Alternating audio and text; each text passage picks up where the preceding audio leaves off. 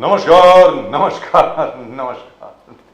मेरा नाम है राजीव कुमार बजाज यानी RKB और मैं हूं इस वक्त एडवोकेट प्रदीप नामगिया जी के साथ। और मैं आज कुछ खास ही खुश इसलिए नजर आ रहा हूं क्योंकि वो चलो उसके बारे में बाद में बात करेंगे। फिलहाल प्रदीप जी नमस्कार। नमस्कार सर, नमस्कार। जय हिंद, जय महाराष्ट्र, जय भवानी, जय शिवाजी, वंदे मातरम। वंदे मातरम। प्रदीप जी और मैं नेशन नाउ पर, नेशन नाउ हमेशा आपके साथ। और अच्छी खबर है, जबरदस्त खबर है। In fact the Indian hockey team has won the gold medal again. Last time we missed out on the gold because the same Japanese team had defeated us. Japan की टीम ने हमें फाइनल में हराया था जकार्ता में 2018 में. So we had to be content with the silver. इस बार लेकिन लड़कों ने we won at 5-1. Pradeep ji 5-1. We won the gold medal. Fantastic. In hockey. And Modi ji के सपने शायद 100 मेडल स्ट्राइक करने का, as you said, might be successful. It is successful already. We are assured because we have already got 95 medals. Exactly. And there are about 7 or 9 events in which we are assured of medals. So we have taken a quantum jump. 100%. Because last time we were at 71, and now we've gone up to over 100, which is fantastic. And in the coming games, this will be add as a spirit. Quantum jump we call it. Total determination with more bigger targets. Modi ji बोले 100 और 100 achieve हो गया। अगली बार बोलेंगे 150 achieve हो जाएंगे। I am over the moon, sir. Yes. Very frankly speaking, because now, क्योंकि पहले क्या होता था, अभी भी जैसे हो रहा है, चाइना 350, जापान 250 मेडल, वो जो है क्या साउथ कोरिया 200, 280 और हम लोग कहाँ होते थे 70, 80 पे। अब पहली बार हम लोग 3 फिगर्स में आएंगे। बिल्कुल सर, बिल्कुल। And I think by tomorrow we would have achieved more than 100. The target of 100. And that is fantastic. That is fantastic. That's what happens when you have a prime minister who's taking such an interest in all activities. जब प्रधानमंत्री खुद ध्यान दे रहे हो, focus उनका हो sports में और बाकी सब एक्टिविटीज में, that's what happens. That's the difference. At the moment with us, हमारे बड़े पुराने मित्र भालचंद शीर्षद साहब, भारतीय जनता पार्टी के। नमस्कार सर। नमस्कार नमस्कार नमस्कार सर, नमस्कार। जय हिंद, जय महाराष्ट्र, जय भवानी, जय शिवाजी, वंदे मातरम। सर मुबारक हो, बधाई हो। We have won the gold medal in hockey. Sir, this is fantastic, really wonderful news. और जैसे अभी प्रदीप जी और मैं बात कर रहे थे, मोदी जी ने जो टारगेट सेट किया, इस बार 100 पार हो गए sir. We are at 95 right now, but we are assured of medals in at least 9 more disciplines. 9 और डिसिप्लिन में मेडल्स अशोर्ड हैं because we are already in the semifinals. तो मेडल वहां से आएगा ही आएगा। तो मतलब 104 के करीब पक्का है। तो इस बार 100 पार हो गए। तो आपको बहुत बहुत बधाई, पूरे देश को बधाई। Proud to be Indian sir, fantastic. अब मैं चाहूंगा आप इसके ऊपर कुछ बोलें सर, प्लीज। मोदी जी ने 2014 से पहले दिन से ही स्पोर्ट्स के ऊपर जो ध्यान दिया जी, the scheme like Khelo India, he has promoted all games. जी, he has supported them with financial structure. yes, And he tried to remove politics in these sports. That is why this is happening. fantastic. In small villages, small towns, some intelligent people are there, sportsmen are there. They are having now opportunity to devote themselves. They are having financial support by government of India. And now that is why this is possible. And I am sure we will be ahead of others in next 5 years.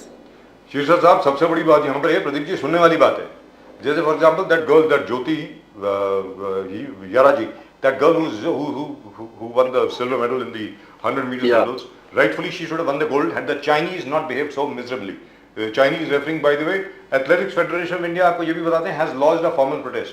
Adil Sumariwala has actually lodged a formal protest wherein ये सेट के भाई जैसे नीरज चोपड़ा के का show का पहला throw जो था टेक्निकल ग्लिच की वजह से उसको दोबारा लेना पड़ गया।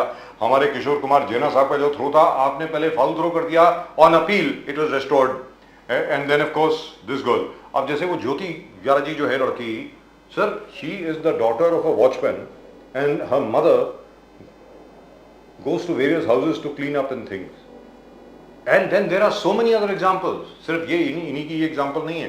कहां से लोगों को आइडेंटिफाई करके, टैलेंट को आइडेंटिफाई करके, उसके बाद उनको वर्ल्ड क्लास ट्रेनिंग देना, उनको यूरोप भेजना ट्रेनिंग के लिए।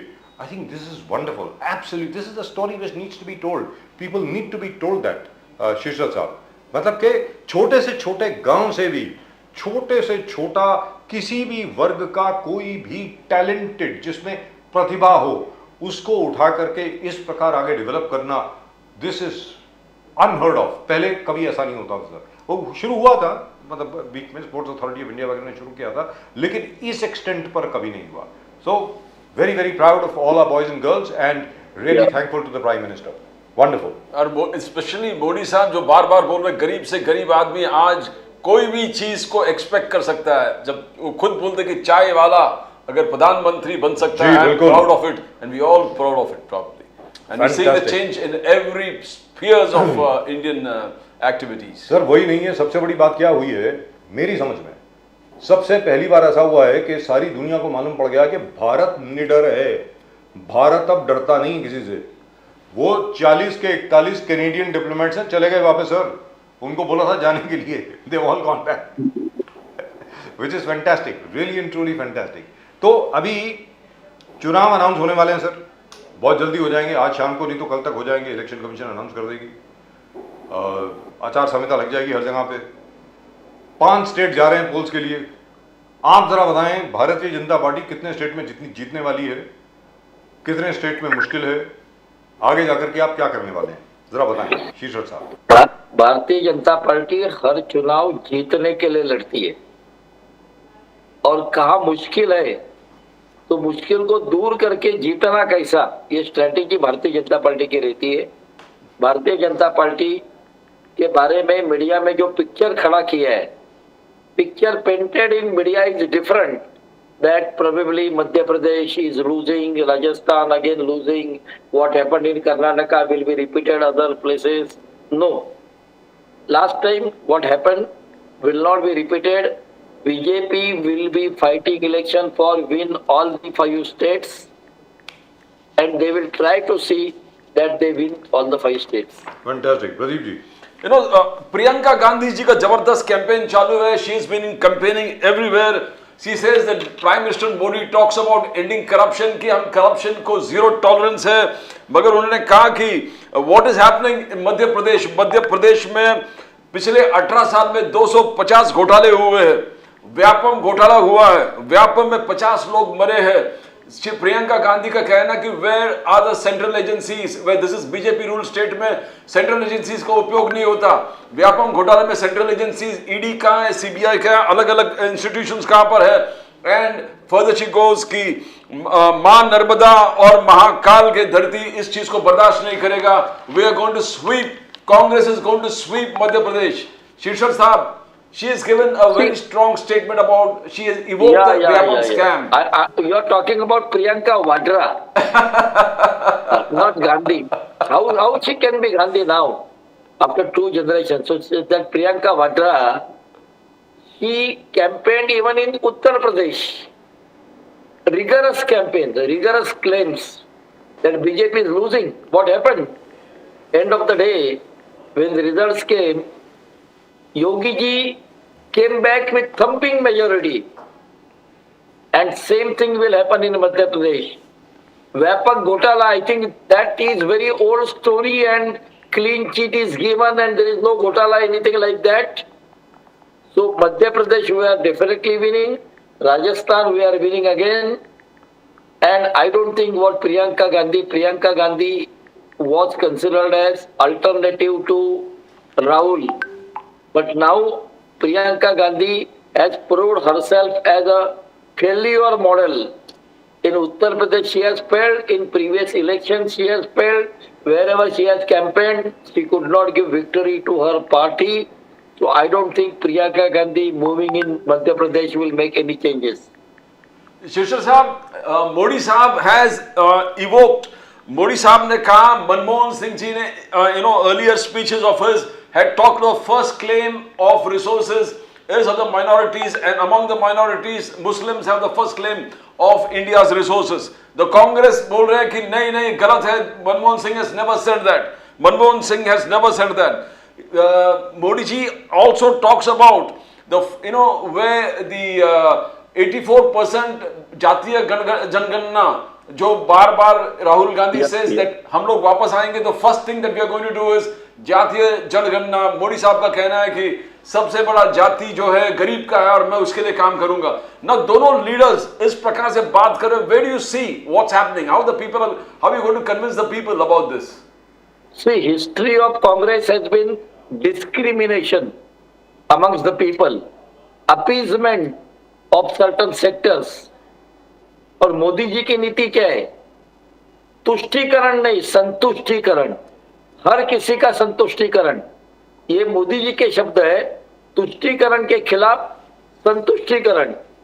जब उन्होंने कोई भी सुविधा दी, एलपीजी गैस सिलेंडर हो या शौचालय हो, कभी ये पूछा नहीं कि कौन सी कास्ट है, माइनॉरिटी के लिए इतना रिजर्व रखा है, दूसरे कास्ट के लिए इतना रिजर्व है। No reservation in this all facilities, they were given to all poor. Every poor got 80 crore poor people got ration, free of cost ration for more than 3 years. Still getting So it, he has sir. never- That scheme is continuing. Yeah, that is continuing. Yes. So he has never asked what is your religion, what is your caste, whether you belong to upper caste or lower caste. There are only two classes. One is rich and poor. Poor should be supported, he is supported. Yes, absolutely. On Sure. that there is no doubt. Yes. But the only thing is, sir, that as far as the LPG gas cylinder scheme is concerned, there has been a lot of criticism with regard to that. That ये बात बिल्कुल ठीक है कि LPG gas cylinder करोड़ों को दिए गए, महिलाओं के लिए सबसे अच्छी बात थी, चूल्हा भी दिया गया, मुफ्त में दिया गया, लेकिन उसके बाद सेकेंड ऑर्डर और थर्ड ऑर्डर में लाने में लोगों के पास पैसे नहीं बचे। एक तो कोविड आ गया बीच में, लोगों के पैसे खत्म हो गए, और उसके अलावा LPG गैस सिलेंडर की जो कीमत है ज़रा बढ़ गई। अभी आपने 200 रुपये की छूट दी है, 200 rupees you brought it down by. People expect that you should bring it down by 500 to 600 rupees, ताकि 500 550 में अगर आ जाए तो it will be very easy for people to order again. At the moment, quite a few people are not ordering the LPG gas cylinder again. So how do you propose to solve that problem? So Today subsidized LPG gas cylinder is rupees 603 rupees. Subsidized. It will be further subsidized over the period. But when you compare with the advantage of LPG, people prefer to go for that because it is directly affecting the health. When धुआं और चूल्हे पे काम करते थे, तो it was affecting health of all people in the house, old people as well as the. Sir, all people in the entire village, not just the house. Yeah, correct. Correct. Correct. So But the only thing is that- subsidy is right now already given. Yes, I know. 600 rupees is the cost today. It will be further brought down. Yes. And people definitely prefer LPG. Because your oil companies are now making money, because all the oil companies are now back in the black. क्योंकि doctor Manmohan Singh के time पे जो date इतना ज़्यादा बढ़ गया था, I can understand. You did not have a choice in terms of the. But again now crude oil prices have gone up. Yes. So there are this. But they haven't gone up to that extent, sir. अभी इसे Yeah. कोई $150 थोड़ी हुआ है अभी, वो भी नीचे आ जाएगा, ऐसी कोई बात नहीं है. But all I'm saying is that people do expect that petrol and diesel prices and LPG prices, if the government can give some further relief, then it becomes very easier. It becomes easier for BJP candidates to face people. ये मैं दिल से बोल रहा हूँ, sir. Very frankly speaking, because we've seen it. Because that is where people find it difficult to answer questions. कि यार मतलब कीमतें तो जरा कम करो. अब कीमतों की अगर बात करें, अभी टमाटर जो है वो 250 रुपए के बिक रहे थे, आज 5 रुपए के बिक रहे हैं, तो मतलब हालत खराब हो गई है. मतलब so seasonal. So all the tomato farmers are now protesting. So how do you manage that? How do you balance it out? There has to be a balance. Shishar sir. Then when government is in the transition phase, Yes. such up and downs are obvious. If GST is applied to petrol and diesel, definitely cost will come down. They won't allow, sir. कौन सा state allow करेगा, sir? बोलिए ना. But nobody will allow it now because lot of developmental works. Yes. There is a backlog of developmental works, Yes. infrastructure works for last 70 years, Yes. and for which we need money. And once all this development is done, I am sure things will come down. Shishar Sahab, the opposition has stuck in India alliance जो आपको बोलते हैं India alliance, फिर बोलने लगा कि opposition leaders are being targeted without proof. Kejriwal ji बोल रहे हैं कि 33 केसेस उन पे लगा दिया है। बोले कि इतने सारे रेड कर दिए हमारे, करीबन 1000 रेड हो गया उनके 15 months के target. There were 1000 raids but not 1 rupee has been got by the agencies. Supriya Sule is saying that because we didn't align with the BJP के साथ नहीं आए, इसलिए फैमिली को तोड़ दिया, पार्टी को तोड़ दिया। तो दिस काइंड ऑफ रवैया, आज शरद पवार जी, मल्लिकार्जुन खड़गे, everybody met and they said solidarity, we will fight it out against the BJP NDA alliance. तो sir opposition being targeted, Sanjay Singh case, Kejriwal ji case, and now Sharad Pawar साहब के जो पार्टी तोड़ने वाली बात है, शीर्षक साहब, you are targeting the opposition. See, as far as AAP ministers are, Sanjay Singh is not the first person to be jailed. Manish Sisodia, their deputy CM, was charged and charges were proved. Their court cases are going on. Now, if they really feel they are not guilty, they have not done anything, they need not have to worry. Same thing is happening everywhere, even in Paschim Bengal or even in Maharashtra. Now, Modi ji has not splitted the party. It's your party, NCP is your party, it is your duty, responsibility to keep it intact.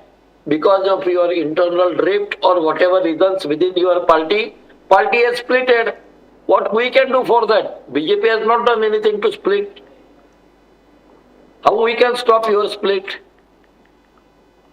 No, that is absolutely correct. शीर्षक साहब, further Aditya Thackeray is charging you that Aditya Thackeray कह रहा है कि 40% corruption the Karnataka government had gone, but I am charging the Maharashtra government with 100% corruption. बोले कि the Maharashtra government is 100% corrupt as per Aditya Thackeray. He said, I myself have given the files of 6,000 crore road scam, not only to in the assembly but also to the governor. 356 street furniture scam.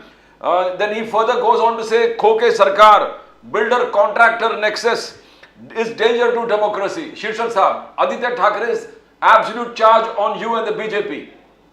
What Aditya Thackeray says, 100% corruption. So what's happening? Only tenders are floated and money is taken by the government, by the people in the government. Not even the contractor, not anybody is getting money. See, the problem is Aditya Thackeray has stopped receiving money from the contractors.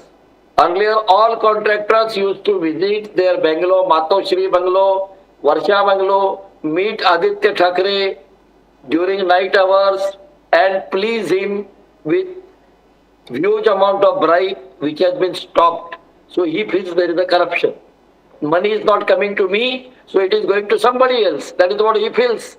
As far as road scam is concerned, 21,000 crore rupees were spent in 25 years on municipal roads in Mumbai city.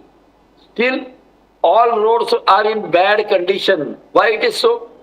Now, this government of Eknath Shinde, Devendra Fadnavis and Ajit Pawar spending 6,000 crores on the road, and you can stick around, check each and every road is being rebuilt, and it is rebuilt in such a way by cement concrete technology that it will last for not less than 25 years. So for next 25 years, no potholes. I hope that happens. Yeah, it will happen. It has started. Work has started from 1st of October again after the monsoon. The companies you have contracted to rebuild the Mumbai roads are very well-known companies. We know, they have a very good reputation. They were never given the contract for roads earlier, but I hope they are able to deliver. That's all that I am saying. Because, Shishar Saab, you also know it, I also know it. The contractor BMC politician nexus is so deeply entrenched that till now they were just not allowing the BMC to function. I hope you have been able to overcome that, because till you do that, till a few people are sent to jail, something or the other is bound to happen. Aap dekhiye. See, engineers were sent to jail, some higher officials have gone to jail, but political person has not gone to jail. who were responsible for all this corruption, bad quality of roads. That will definitely happen in case of road scam, stormwater drain scam, sewerage scam, as well as COVID period scams, various scams in COVID period, including that COVID center Ghotala, then Khichadi Ghotala, all these scams, the political persons will be framed very shortly. That is but for sure. The officers are definitely responsible, but it is under the political influence of Shiva Sena, of Aditya Thackeray, Uddhav Thackeray. The corruption has been done in last 25 years. Now they are not getting any money. So they feel there is a corruption and the money is going to somebody else. That is their perception.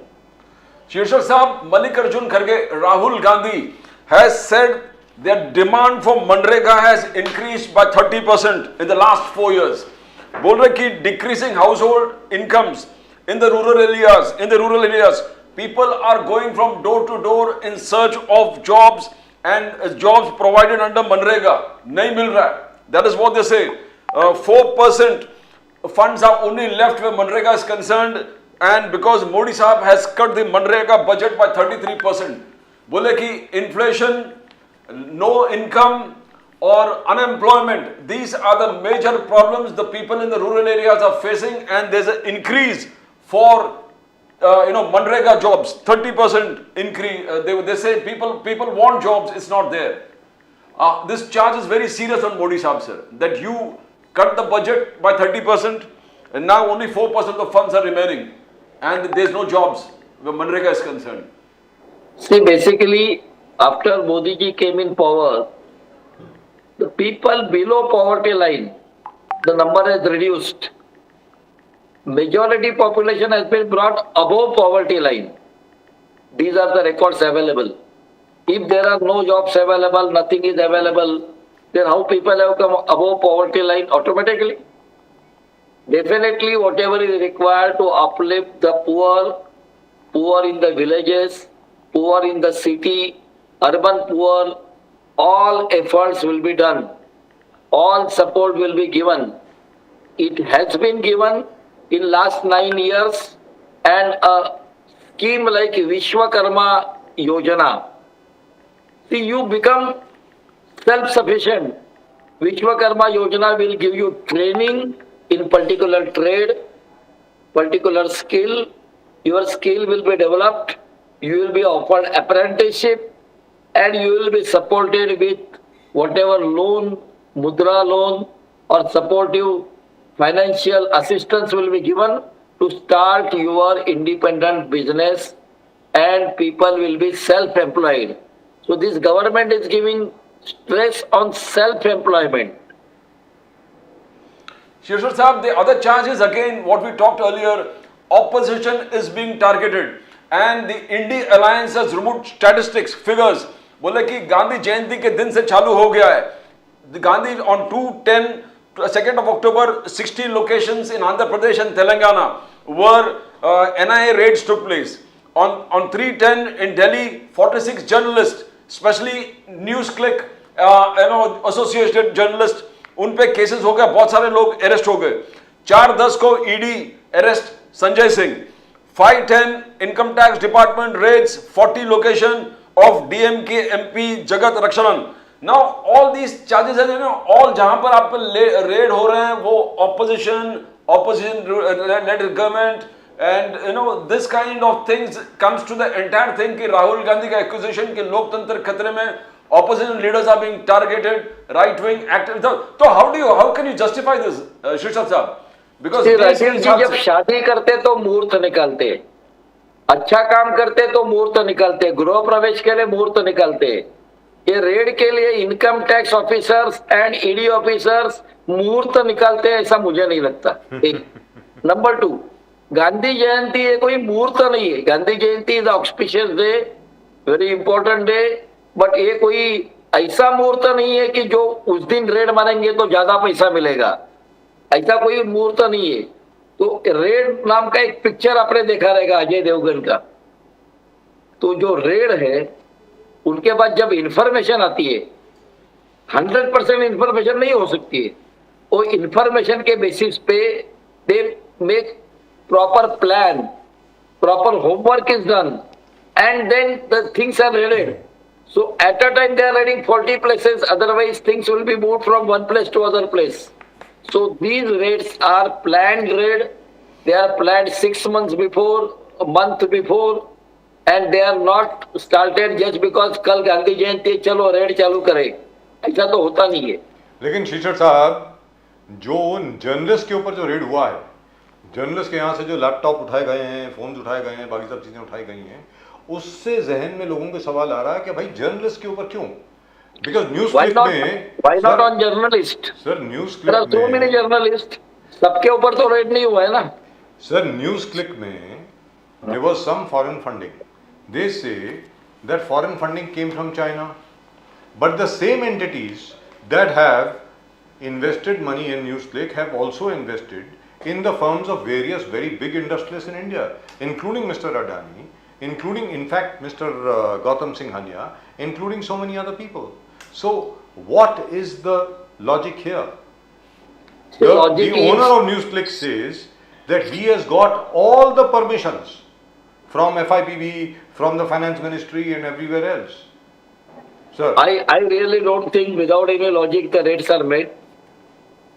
The raids are made because they must have come across some cases of money laundering, some anti-social elements involvement, without which things will come forward. so may I say something? The logic is, what they have said is, this money was given by some Chinese entities to defame Mr. Modi, to defame the government of India, to try and project all over the world mind you, how Muslims are being mistreated and persecuted in India.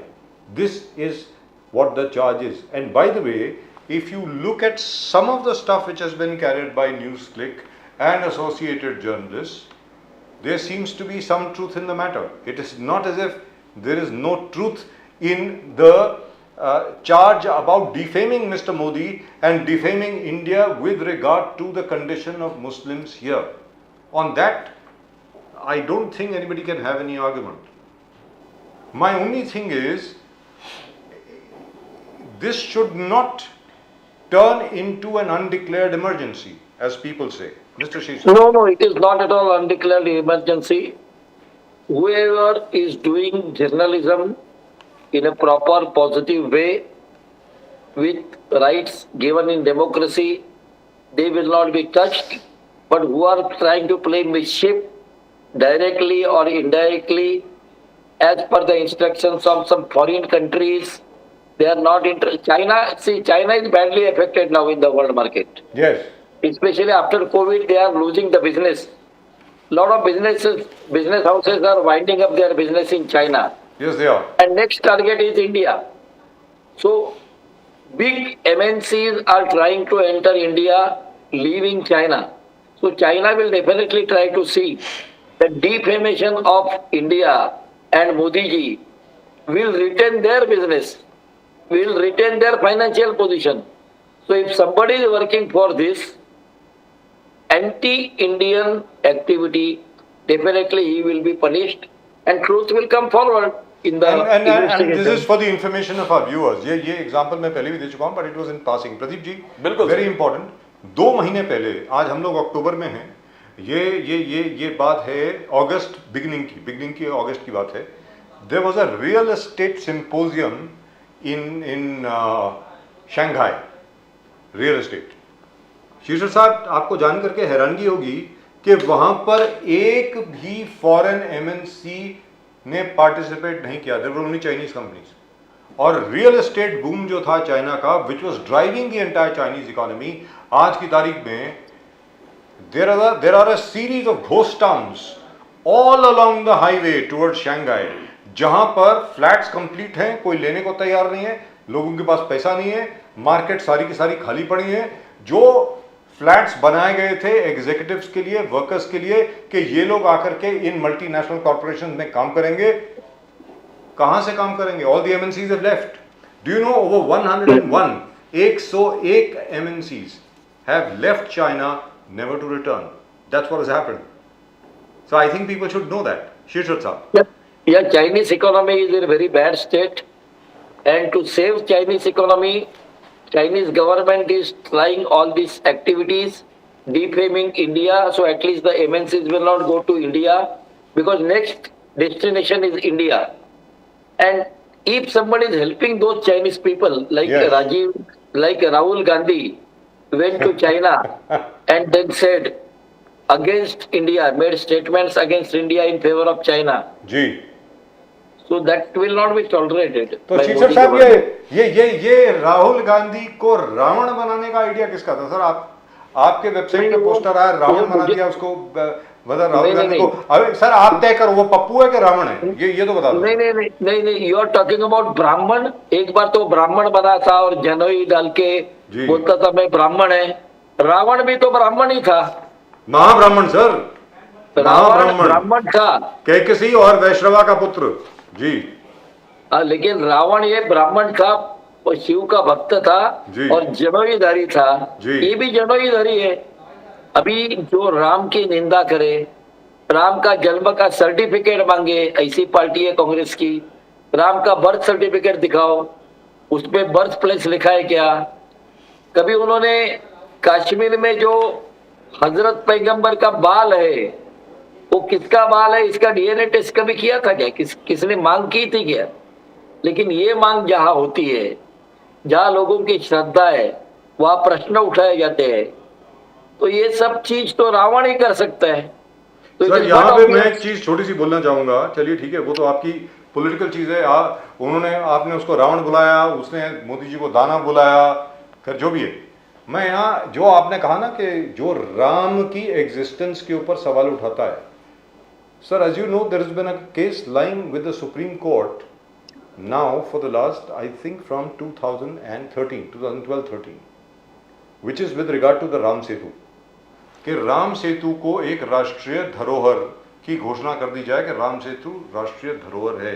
आज तक सरकार ने ये नहीं किया और मोदी सरकार ने ये वादा किया था, एफिडेविट दिया हुआ सुप्रीम कोर्ट में on doctor Subramanian Swamy's petition in the Supreme Court that this should be declared a national treasure। आज तक नहीं हुआ है। और बाय द वे जो मोदी सरकार का भी एफिडेविट है, इट हैज जस्ट रिपीटेड जो आपने अभी बोला, जो पहले मनमोहन सिंह की सरकार की तरफ से जो एफिडेविट फाइल किया गया, उन्हीं ब्यूरोक्रेट्स ने दोबारा वही फाइल कर दिया है that we don't know if Ram really existed. It's right there in the Supreme Court sir. Don't you think one should wake up to the fact that there are still lots and lots of bureaucrats who are perhaps not following whatever mister Modi is trying to do? Definitely bureaucrats are having their own opinion. Some are communist minded, some are socialist minded, some are Congress minded. So obviously, and some are atheist.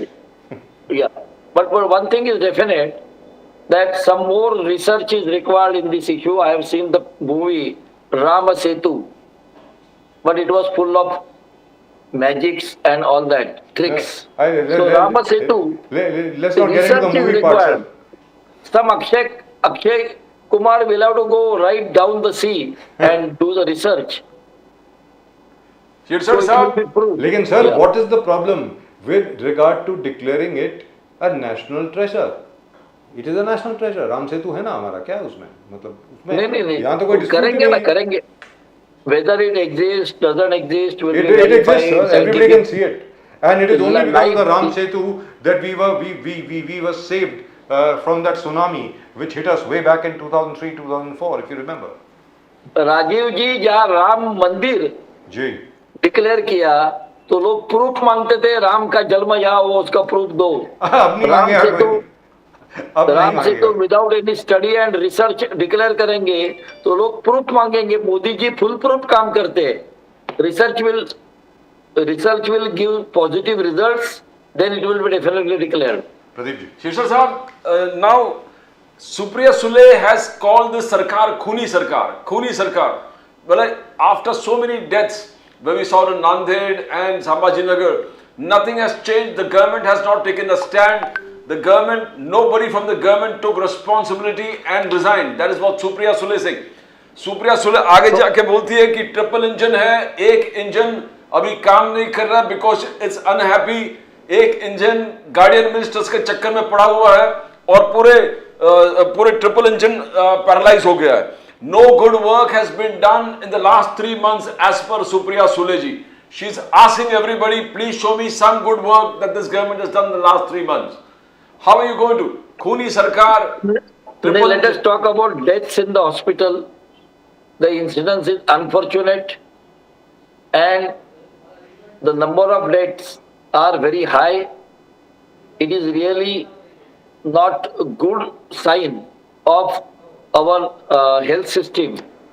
Lot of changes are required. Doctors are not available at many places. Medicines are not available. So government has started working on in this area. It will take some time. Definitely improvement will come up. But what is the condition today of the hospitals is because of Supriya Sule's father's regime. Her father never worked, never attended, never given any attention right from 1978 when he was Chief Minister of Maharashtra. He has never taken any steps to improve the health system in Maharashtra. Now this government is coming up with ABHA cards, Ayushman Bharat cards, and they are going to give Ayushman Bharat scheme to every person domiciled in Maharashtra. That will definitely take care of people's health. And people will not be dependent only on government hospitals. They can even go to private hospitals and the bill will be paid from the insurance of Ayushman Bharat card. So government is working on it. It will take a year's time, not more than a year's time. So, Fadnavis Saab has told some startling facts about Sharad Pawar ji, which Sharad Pawar Saab is denying all the time. Fadnavis Saab revelation that it was Sharad Pawar ji's insistence that the president's rule was applied and the drafting of the letter took place in Fadnavis ji's residence and there was minor corrections with Pawar Saab. Sharad Pawar Saab wanted to incorporate and he incorporated that, and after that Sharad Pawar Saab took a U-turn and rest is his history. So this revelation of Fadnavis Saab, now how are you going to do it? Because you always wanted Sharad Pawar ji with you. Is he going to come back to you or is he still going to play the cat and mouse game? Sharad Pawar ji gave indications that he want to join with BJP. But taking U-turn since 1978, since beginning, he started his politics with unreliability and U-turn. ये भरोसे का आदमी नहीं है. If you rely on him, definitely what he says and what he will do will be different. So he has been always like that. यहाँ राष्ट्रपति राजवट लाओ ऐसे बोलने का, वहां पर he was supporting and pinning Uddhav Thackeray, you become CM. एक इधर एक को चढ़ाओ, उधर उसको चढ़ाओ. एक जो कहानी है, एक बंदर दो बंदर झगड़ा कर रहे थे मिठाई खाने के लिए. फिर एक कैट आती है, वो तराजू पकड़ के बोलते इधर ज्यादा हो गया मैं खाती हूँ, इधर ज्यादा हो गया मैं खाती हूँ. Sharad Pawar is doing that job. जी, so do you think there's a possibility that just asking speculation, sir, do you think there's a possibility that in case Mr. Ajit Dada Pawar convinces Mr. Sharad Pawar to reunite, I think that time has gone. Time has gone. Ajit Pawar tried to convince him a lot. Not coming, all right. Yeah. And, so I don't think Sharad Pawar will change his mind. And Mr. Modi returns in the Lok Sabha 2024 with how many seats, sir? The target is 400 plus. 400 plus, alone or as NDA? As NDA, minimum 350. And with NDA, 400 plus. So 350 plus from up from 303. Plus. Yeah. Wonderful. All the very best, sir. All the very, very best, and congratulations once again on India's spectacular performance in the Asian Games. Absolutely lovely. Thank you very much. Namaskar, sir. Thank you. Thank you very Vande much. Mataram, sir. Thank Vande you. Mataram, Chief. Thank you. Vande Mataram. So the time is gone. Mr. Pawar has got the message. We don't want you anymore. That's what he says. I don't understand how Pawar Sahib is going to survive because more as the elections approaches, everybody knows what's going to happen here. सबको मालूम है क्या होने वाला है. NCP party and the symbol, where it's going to go. सबको मालूम है, Pawar Sahib को भी मालूम. He'll build a new party with a new symbol. That's a great challenge. As he advised. Look at his spirit आज के तारीख में जिस प्रकार से he went himself yes, to the election commission office. That's right. So Ajit Pawar was not there. They've woken him up. He's there, and he's personally going in attending every function. He's personally every going, sabha, attending every rally, going from door to door, from village to village. The old lion has not faded out as yet. Right, and at the moment with us from the Congress party, Mr. Hanumant Pawar. Hanumant Pawar sahab, namaskar. नमस्कार, राम राम. जय Siya Ram sir, जय सिया राम. तो आप लोग तो बहुत खुश होंगे अभी, मतलब जहाँ तक कांग्रेस का प्रश्न है, मतलब आप तो, क्या बात है सर, भारतीय जनता पार्टी को आपने फोर्स कर दिया कि राहुल गांधी को उन्होंने रावण बुला दिया, रावण का पोस्टर लगा दिया राहुल गांधी की जगह पे. ये क्या है सर, इतना बताएं मुझे. मतलब ये तो कोई भी नहीं करेगा, मतलब कोई राम के खिलाफ, धर्म के खिलाफ, अकल की कुछ कमी है क्या है, मतलब ये केवल और भारत को हनुमंत पवार साहब बताएं, डिस्ट्रॉय करेंगे. राहुल गांधी एज रावण जो सच के खिलाफ है, जो झूठ का सहारा लेता है, जो गरीबों को सहारा देता नहीं, जो अन्याय करता है, अत्याचार करता है, किसी की सुनता नहीं, जो अपने खुद के सिवा किसी और को मानता नहीं, उसे हम रावण कहते हैं. रामायण तुलसीराम जी ने जो लिखा है उसमें रावण एक प्रवृत्ति को भी कहा है.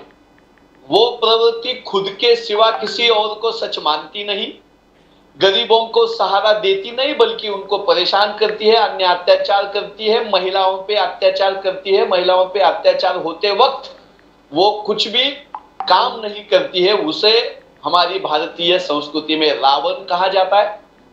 आज की तारीख में मेरा कांग्रेस का ये कल्चर नहीं है कि पॉलिटिकल अपोजिशन में जो है उसके इतने नीचे जाके उसकी निंदा की जाए, लेकिन फिर भी आज भारतीय जनता पार्टी में जिस तरह से राहुल जी के व्यक्तिमत्व के खिलाफ खिलवाड़ किया है जी, उसका मैं पुरजोर विरोध करता हूं. और भारतीय जनता पार्टी ही, पूरी पार्टी, किसी एक व्यक्ति को या पंतप्रधान नरेंद्र मोदी जी, अमित शाह जी या देवेंद्र फडणवीस जी, इनको नहीं, पूरी भारतीय जनता पार्टी आज रावण के विचारों पे, देश पे चल रही है. ये छुपाने के लिए उनको राहुल गांधी में रावण दिख रहा है. तो उनको ये तय करना पड़ेगा ना हनुमंत पवार साहब कि अभी तक तो वो राहुल गांधी जी को पप्पू बुलाते हैं, अब रावण पप्पू कैसे हो सकता है, मतलब ये जरा सोचने वाली बात है ना. वो पप्पू है कि रावण है, भाई तो सोचना पड़ेगा ना. एक तो इनको भगवान श्री राम जी से भी कोई मतलब नहीं था. भगवान गद्दी इनकी, इन्हें सत्ता से है मतलब, ऐसे हम कहते आए थे. इन्हें रावण भी समझ में नहीं आया, इनको राम भी समझ में नहीं आया, इनको रामायण भी समझ में नहीं आई, इनको रामायण की सीख भी समझ में नहीं आई. ये सिर्फ निंदा कर सकते हैं, ये सिर्फ प्रतिमा हनन कर सकते हैं. भारतीय जनता पार्टी 10 साल से इस देश में राज कर रही है, लेकिन राहुल जी के खिलाफ इनकी बौखलाहट 10 साल के बाद भी कम हुई नहीं. ये कारण इसका है कि राहुल जी जो आम लोगों में जा रहे हैं, उनकी जो दुविधा है वो सुनते रहे हैं, सरकार के खिलाफ बात कर रहे हैं, रास्ते पे उतर के संसद में हो या जनसभा में हो या प्रेस कॉन्फ्रेंस में हो, राहुल जी लगातार आम आदमी की बात कर रहे हैं, केंद्र सरकार की नीतियों पे प्रहार कर रहे हैं. लेकिन अब तो पोस्टर वॉर शुरू हो गई ना सर. अब तो सर हनुमंत पवार साहब, इन्होंने रावण कहा, आपने दानव कहा, उन्होंने जॉर्ज सोरोस को दिखाया, आपने गौतम अडानी को दिखाया. तो मतलब अब बड़ा इंटरेस्टिंग सा हो गया, हम लोगों के लिए बड़ा दिलचस्प हो गया, बड़ा एंटरटेनिंग हो गया अभी कि अगला पोस्टर कौन सा आएगा. हमारे लिए तो आम आदमी के सवालों को उठाया जाना, राहुल जी ने उनकी बात रखना, संसद में मोदी जी के खिलाफ पुरजोर से आवाज उठाना, जो दमनकारी इनकी यंत्रणा काम कर रही है, ईडी हो, सीबीआई हो, इन सब के खिलाफ हम लड़ते जा रहे हैं, लड़ते जा रहे हैं, लड़ते जा रहे हैं। बीजेपी ने राहुल जी की संसद सदस्यता रद्द करके देखी, उनका आवाज बंद करने के लिए उनकी बुजुर्ग बूढ़ी मां को उन्होंने परेशान करके देखा, पूरी पार्टी को कांग्रेस के देश भर में फोड़ने की कोशिश की, राहुल जी का घर निकाल के ले लिया। इतना सब कुछ हो जाने के बावजूद भी राहुल जी की आवाज बंद नहीं होती, लगातार वो बुलंद होती जा रही है। ये बीजेपी का असली दुख है, ये ऐसे पोस्टर वगैरह बाजी करके ये निकाल रहे हैं। हमारे लिए ये बिल्कुल नई बात नहीं है। कांग्रेस का प्रतिमा हनन महात्मा गांधी जी से लेके पंडित जवाहरलाल नेहरू जी से, सर मोतीलाल नेहरू से क्या बात कर रहे हैं? जी बिल्कुल सही, पुराने लोगों को मत भूलिए।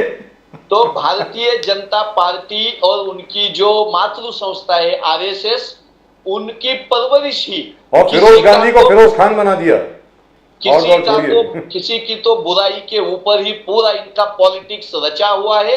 आज भी 10 साल हो जाने के बाद भी इनके पास कहने के लिए, दिखाने के लिए कुछ भी अच्छा नहीं। इसलिए राहुल लेकिन प्रदीप जी, ये जो पोस्टर इन्होंने बनाया है बीजेपी ने, क्योंकि यहाँ शुरुआत बीजेपी ने करी है, रावण बना दिया। अब इनको ये तय करना है कि भाई वो पप्पू है कि रावण है। रावण तो पप्पू नहीं हो सकता, बहुत पैसा खर्चा किया पप्पू बनाने में। अब इतना खर्चा हो गया सर। वो देखिए ना, क्या lovely, what a lovely poster. I don't know who is the artist, we must contact him, whosoever it is. I don't think we'll be able to afford the artist. I don't think so. But I tell you what, this really helps the Congress. At the end of the day, ये तो इन्होंने राहुल गांधी जी का जो stretcher था उन्होंने और ज्यादा बढ़ा दिया, मुझे ऐसा लग रहा है। Anyway, Pradeep ji please ask. Hanumant पौर साहब, ये आगे जाके मोदी साहब अभी रैलीज में ये बोल रहे हैं कि द इंडियन नेशनल कांग्रेस ने अपना डिसीजन मेकिंग आउटसोर्स किया है। यानी उनका कहना है कि आप कांग्रेस के अंदर निर्णय नहीं लेते, निर्णय कोई बाहर वाले ले रहे हैं। और बोले कि बहुत सीनियर लीडर्स को बोलने नहीं देते, बहुत सीनियर लीडर्स के मुंह में ताला लगा दिया है कांग्रेस ने। और जो बाहर आउटसोर्स किया वो डिसीजंस, वो देश हित में नहीं है, देश के खिलाफ काम है, नेशन के खिलाफ काम है। तो ये आउटसोर्सिंग कब से होने लगा? कांग्रेस के निर्णय प्रणाली जो है, डिसीजन मेकिंग आउटसोर्स होने लगा। और फिर उनके सोशल मीडिया में वो कैंपेन चला रहे हैं, चाइनीज गांधी, चाइना पाकिस्तान कांग्रेस एक साथ। तो कैसे, क्या आउटसोर्स हुआ है? क्या बड़े नेताओं को, तो जायंट नेताओं को, उनको बात करने नहीं देते, उनके डिसीजन लागू नहीं होते? पवार साहब सर, ये मुझे तो हंसी आ रही है कि जिन्होंने भारतीय जनता पार्टी बनने से पहले से जो लोग जनसंघ में थे, आरएसएस में थे, जिन्होंने अपनी पूरी जिंदगी आरएसएस, जनसंघ या बीजेपी के लिए खर्च कर दी, ऐसे हमारे अटल बिहारी वाजपेयी साहब से लेकर आडवाणी साहब तक, मुरली मनोहर जोशी साहब से लेकर हमारे महाराष्ट्र के कई बुजुर्ग नेताओं को कहां के कहां डाल दिया मोदी साहब ने। उनका क्या सुनते हैं, उनको क्या बोलने दिया, उनको कहां से कहां लेके गए मोदी साहब। और बात करते हैं कि कांग्रेस में बुजुर्ग लोगों की सुनी नहीं जाती। भाई सबसे बुजुर्ग हमारे मल्लिकार्जुन खड़गे साहब तो हमारे आला कमान है, अभी उनके हाथ में पार्टी की कमान है, वो अध्यक्ष है। कितने बुजुर्ग नेता ऐसे हैं कांग्रेस में जिन्होंने अपनी पूरी जिंदगी कांग्रेस के लिए अपनी जिंदगी लगा दी, उनका आज भी कांग्रेस में सुना जाता है। मैंने आपको नेशनल लेवल का उदाहरण मल्लिकार्जुन जी खड़गे साहब के जरिए से दिया। मैं जिस धाराशिव जिला से, जो पहले उस्मानाबाद जिला था मराठवाड़ा में, वहां के हमारे कांग्रेस के लीडर मधुकर राव जी चौहान साहब अब 89 साल के लीडर है, उनके बलबूते पे हमारी पार्टी वहां चलती है। नए लोग, बुजुर्ग लोग, इसका सबसे अच्छा कॉम्बिनेशन अगर आपको कहां मिलेगा तो वो कांग्रेस में मिलेगा। ये कांग्रेस के ऊपर आरोप करने से पहले भारतीय जनता पार्टी आपके खुद के गिरेबान में झांक के देखे कि बुजुर्ग तो छोड़ो, जो भारतीय जनता पार्टी में अभी 20 साल, 25 साल, 30 साल पहले के लीडर थे, उनको भी महाराष्ट्र में अब कोई जगह नहीं है। वो जगह अब अजित पवार साहब ने ले ली है, वो जगह भ्रष्टाचारी हसन मुश्रीफ साहब ने ले ली है, वो जगह अब विनायक राव गावित साहब ने ले ली है, वो जगह अब राधा कृष्ण विखे पाटिल ने ले ली है। तो बीजेपी वालों ने अब के अपने खुद के लीडर जो है, हमारे यहाँ के पिछले प्रदेश अध्यक्ष थे बीजेपी के, अब यहाँ के महसूल मंत्री है, उनको कोल्हापुर से उठा के पूना में ले आए, पूना से उठा के अब उनको उधर विदर्भ में डाल दिया। कहीं का नहीं रखा बीजेपी के पुराने लीडर जिन्होंने पार्टी के झंडे उछाले थे, मोर्चा आंदोलन किए थे, जेल में गए थे, वो देवेंद्र फडणवीस साहब को अब उनके नाम भी पता नहीं है। ये हालात है भारतीय जनता पार्टी के पूरे देश भर में। लेकिन अभी आपको पहचान में आती है बीजेपी? वैसे भाई पूछ रहा हूं आपसे, मुझे पहचान में नहीं आती। हमारे ही लोग मुझे पहचान में नहीं आती कि मैं कांग्रेस को देख रहा हूँ कि बीजेपी को देख रहा हूँ, किसको देख रहा हूँ। सही बात है, बिल्कुल सही बात है। शिवसेना, राष्ट्रवादी, एनसीपी और कांग्रेस के लीडर ही वहां सब है। अब देखो, बुजुर्ग लोगों के ऊपर कांग्रेस में सुना नहीं जाता, ऐसा अगर मोदी साहब कहते हैं तो मध्य प्रदेश में पिछले हफ्ते जो जनसभा हुई भोपाल में, उस जनसभा में नरेंद्र मोदी साहब से 11 साल बुजुर्ग, मोदी साहब विधानसभा में चुन के आने से पहले 11 साल वहां के जो मामा है हमारे, वो मुख्यमंत्री है अभी वहां के, वो चुन के आए थे। वो मोदी साहब को सीनियर है, लेकिन मध्य प्रदेश स्टेट का विद्यमान मुख्यमंत्री स्टेज पे बैठा है और इस देश का प्राइम मिनिस्टर उसका नाम भी नहीं लेता। ये बुजुर्ग लोगों की हालत बीजेपी में है और कांग्रेस के ऊपर ये उंगली। लेकिन प्रदीप जी एक सेकंड, ये छोटा सा सवाल है, पता नहीं इसका क्या जवाब देंगे हनुमंत पवार साहब। सर, आपको अर्बन नक्सल बुलाया है मोदी जी ने।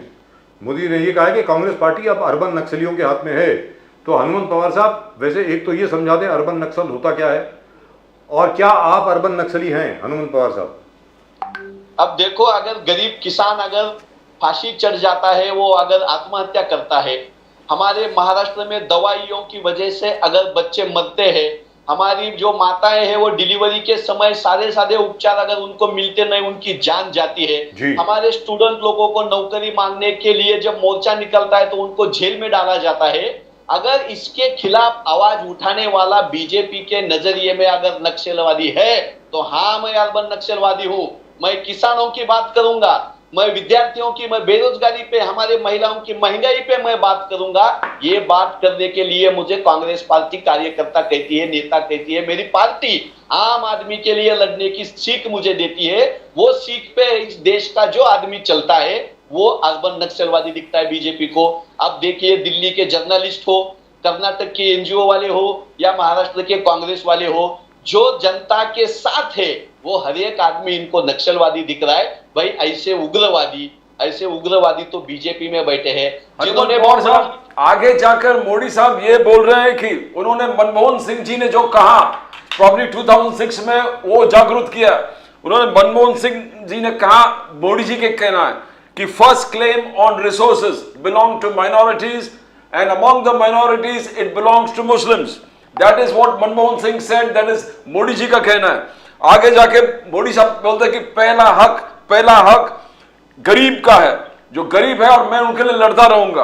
आगे जाके वो मनमोहन सिंह ओबीसी जो जातीय जनगणना के बाद कदर राहुल गांधी की हमारे सरकार आए तो इमीडिएटली इंप्लीमेंट करेंगे। और राहुल गांधी जी बार बार बोल रहे कि 90 सेक्रेटरी में से 3 ओबीसी है, तो एम्पावरमेंट जरूरी है, आई विल कम। तो जो उन्होंने कहा कि जितनी आबादी उतना हक, मोदी जी फिर उस पर आलोचना करने लगे कि जितनी आबादी गरीबों का है तो हाउ डू ये दो चीज जो मनमोहन सिंह जी को इन्वोक किए हैं और जातीय जनगणना जो राहुल गांधी जी कहा, तो इस पे आप जरा रोशनी डालेंगे जो मोदी साहब कह रहे हैं कि शायद गलत है। देखो, मनमोहन सिंह साहब ने प्राइम मिनिस्टर के तौर पे जो काम किया है वो बीजेपी के नरेंद्र मोदी साहब के 56 इंच छाती वाले तथाकथित मोदी साहब का 10 साल का राज इस देश की जनता ने देखा है, और मनमोहन सिंह साहब का भी 10 साल का राज इस देश की जनता ने देखा है। तो मनमोहन सिंह साहब, माफ कीजिए, डॉक्टर मनमोहन सिंह साहब और नरेंद्र मोदी साहब, नरेंद्र मोदी माने जुमला और मनमोहन सिंह साहब बोले तो काम है। हक की बात है, शिक्षा का अधिकार हो, माहिती अधिकार हो, फूड सिक्योरिटी बिल हो, ये सब बिल मनमोहन सिंह साहब ने लाए। जिस मनमोहन सिंह साहब ने मनरेगा लाई थी, उस मनरेगा पे महाराष्ट्र से लेकर पूरे हिंदुस्तान के जो कामगार है, सादे जो खेत मजदूर है, खेती में काम करने वाला छोटा आदिवासी है, छोटा दलित है, उनको रोटियां मिलने की, उनके पेट में भूख से उनको बाहर निकालने का काम मनरेगा ने किया। उसी मनरेगा पे ये मनमोहन सिंह साहब संसद में बोलते थे कि ये कांग्रेस का पाप है, बोलते थे। ये मनमोहन सिंह साहब ने लाई हुई मनरेगा पे अपना हिंदुस्तान का जो बजट है वो खर्चा करने में लगे हैं। तो मनमोहन सिंह साहब, नरेंद्र मोदी साहब क्या, पूरा भारतीय जनता पार्टी और पूरा आरएसएस के दिमाग से परे मनमोहन सिंह साहब का काम था। इस देश के हिंदुस्तान की जनता को पता है कि मनमोहन सिंह साहब ने दलितों के लिए, आदिवासियों के लिए, पिछड़ा वर्ग के लिए, अल्पसंख्यक के लिए, किसान मजदूर के लिए क्या किया है ये पूरे हिंदुस्तान ने देखा है। तो मनमोहन सिंह साहब क्या कहते हैं इसके ऊपर बात रखने की भी हैसियत नरेंद्र मोदी साहब ने 10 साल में अपनी खुद को कमाई नहीं है। रही दूसरी बात कि राहुल गांधी साहब जब जातिगत जनगणना की बात करते हैं तो हाँ, Congress party, all India Congress committee, हर एक स्टेट की हमारी कांग्रेस कमेटी जातिगत जनगणना चाहती है। सिर्फ चाहती है ऐसा नहीं, अगर हमारी सरकार आती है, स्टेट में हो या नेशनल लेवल पे हो, हम जातिगत जनगणना करना चाहते हैं। हमारा जो आने वाला चुनाव है उसमें हम ये बात लेके लोगों तक जाने वाले हैं कि कौन सी जाति की कितनी संख्या है ये हमें मालूम होनी चाहिए। उसके ऊपर ही हमारी जो विकास की नीतियां है, हमारा जो बजट है, हमारे जो आने वाली पूरी जो शासन चलने वाला है उसमें हमें हर एक जाति को न्याय देना है। उसके लिए हमें आंकड़ेवारी चाहिए ही, उसमें क्या बड़ी बात है।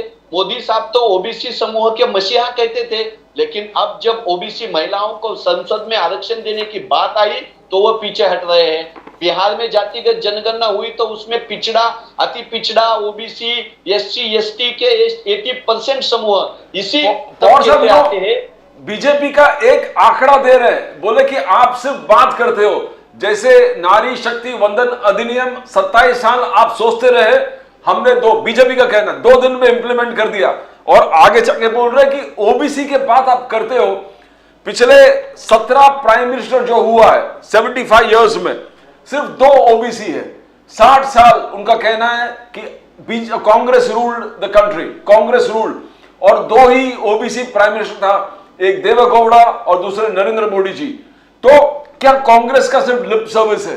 बोले कि देखो मोदी साहब ओबीसी है, नरेंद्र मोदी जी ओबीसी है, देवेगौड़ा ओबीसी है, बट पूरे 75 इयर्स के टर्म में कांग्रेस ने दूसरे कोई ओबीसी प्राइम मिनिस्टर मींस युक्त नहीं किया, अपॉइंट नहीं किया।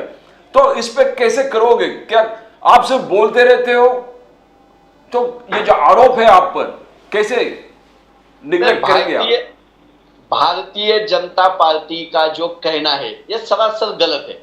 अब देखिए, सिख समुदाय हो, ब्राह्मण कम्युनिटी हो या मुसलमान कम्युनिटी हो या छोटी छोटी जातियां, हमारे यहाँ बंजारा जाति महाराष्ट्र में रहती है, उनके यहाँ से 2 मुख्यमंत्री किए। सुशील कुमार शिंदे साहब को हमने यहाँ मुख्यमंत्री किया। अभी कांग्रेस पार्टी के अध्यक्ष महाराज वर्गीय समूह से आते हैं। मीरा कुमारी जो हमारी लोकसभा की प्रेसिडेंट थी, उनको ले लो आप, मनमोहन सिंह साहब को ले लो, लाल बहादुर शास्त्री जी को ले लो, नेहरू जी को।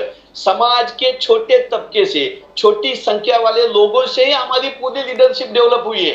राजस्थान के हमारे मुख्यमंत्री अशोक गहलोत साहब की जाति के कितने लोग राजस्थान में है? हमारे छत्तीसगढ़ के भूपेश बघेल साहब की जाति के कितने लोग छत्तीसगढ़ में है? हम पिछड़ी जाति को, पिछड़ा जाति को प्रतिनिधित्व देने में सबसे आगे रहे हैं। अभी भी जाके हम आगे इससे ज्यादा प्रयास करने वाले हैं। बीजेपी ने सिर्फ बातें की। नरेंद्र मोदी साहब खुद ओबीसी कहते हैं, लेकिन उनकी पूरी राजनीति हिंदू के खिलाफ मुसलमान, मुसलमान के खिलाफ क्रिश्चियन, क्रिश्चियन के खिलाफ आदिवासी, इनको लड़ाने की रही है। ओबीसी समूह के हित के विरोध में कितने कायदे खुद मोदी साहब ने किए हैं। तो भाई ऐसा ओबीसी प्राइम मिनिस्टर, वो कहते हैं ओबीसी कमीशन बिठाई उन्होंने सर। तो ओबीसी कमीशन बिठाई है उन्होंने, तो ओबीसी कमीशन बिठाने से पहले उनके हाथ में था ओबीसी महिलाओं को आरक्षण देना, क्यों नहीं दे पाए? फिर आपकी करनी में और आपकी कथनी में इतना बड़ा अंतर है, ये पूरा हिंदुस्तान भारत अभी देख। और यहाँ पर एक और चीज आती है जो आपने कहा अभी, उसी से सवाल ये उत्पन्न होता है। मराठा आरक्षण को लेकर के बहुत स्ट्रेस है, बहुत ऊपर नीचे हो रहा है पूरे महाराष्ट्र में। ये कर पाएंगे क्या? मतलब आपसे पूछ रहा हूं मैं, बिकॉज आप मैच्योर्ड आदमी हैं, सिर्फ कांग्रेस के प्रवक्ता ही नहीं है, लेकिन आपको दिख भी रहा है कि भाई क्या हो रहा है। क्योंकि बाकी जितनी भी बाकी ओबीसी कम्युनिटीज हैं, जैसे जो कुनबी, जिनको पहले से ही आरक्षण का सर्टिफिकेट मिला हुआ है, वो नाराज हैं, दांगड़ कम्युनिटी नाराज हैं, बाकी अन्य जो 96 कम्युनिटी 96 समुदाय जिनसे मराठा बनते हैं उनमें से बहुत लोग नाराज हैं। जैसे फॉर एग्जांपल नारायण राणे साहब बोलते हैं कि मैं कुणबी नहीं हूं भाई, ये क्या है? तो क्या होने वाला है इसमें? सरकार ने क्या ये की? सरकार की गले की हड्डी तो नहीं बन गई है? एक तो भारतीय जनता पार्टी की नीयत मराठा कम्युनिटी के खिलाफ ही रह चुकी है। आज तक का इतिहास है, भारतीय जनता पार्टी मराठा कम्युनिटी के कुछ बड़े लीडर को साथ में लेते हैं, लेकिन पूरे मराठा समाज को परेशानी में डालने के लिए ही बीजेपी महाराष्ट्र में जानी जाती है।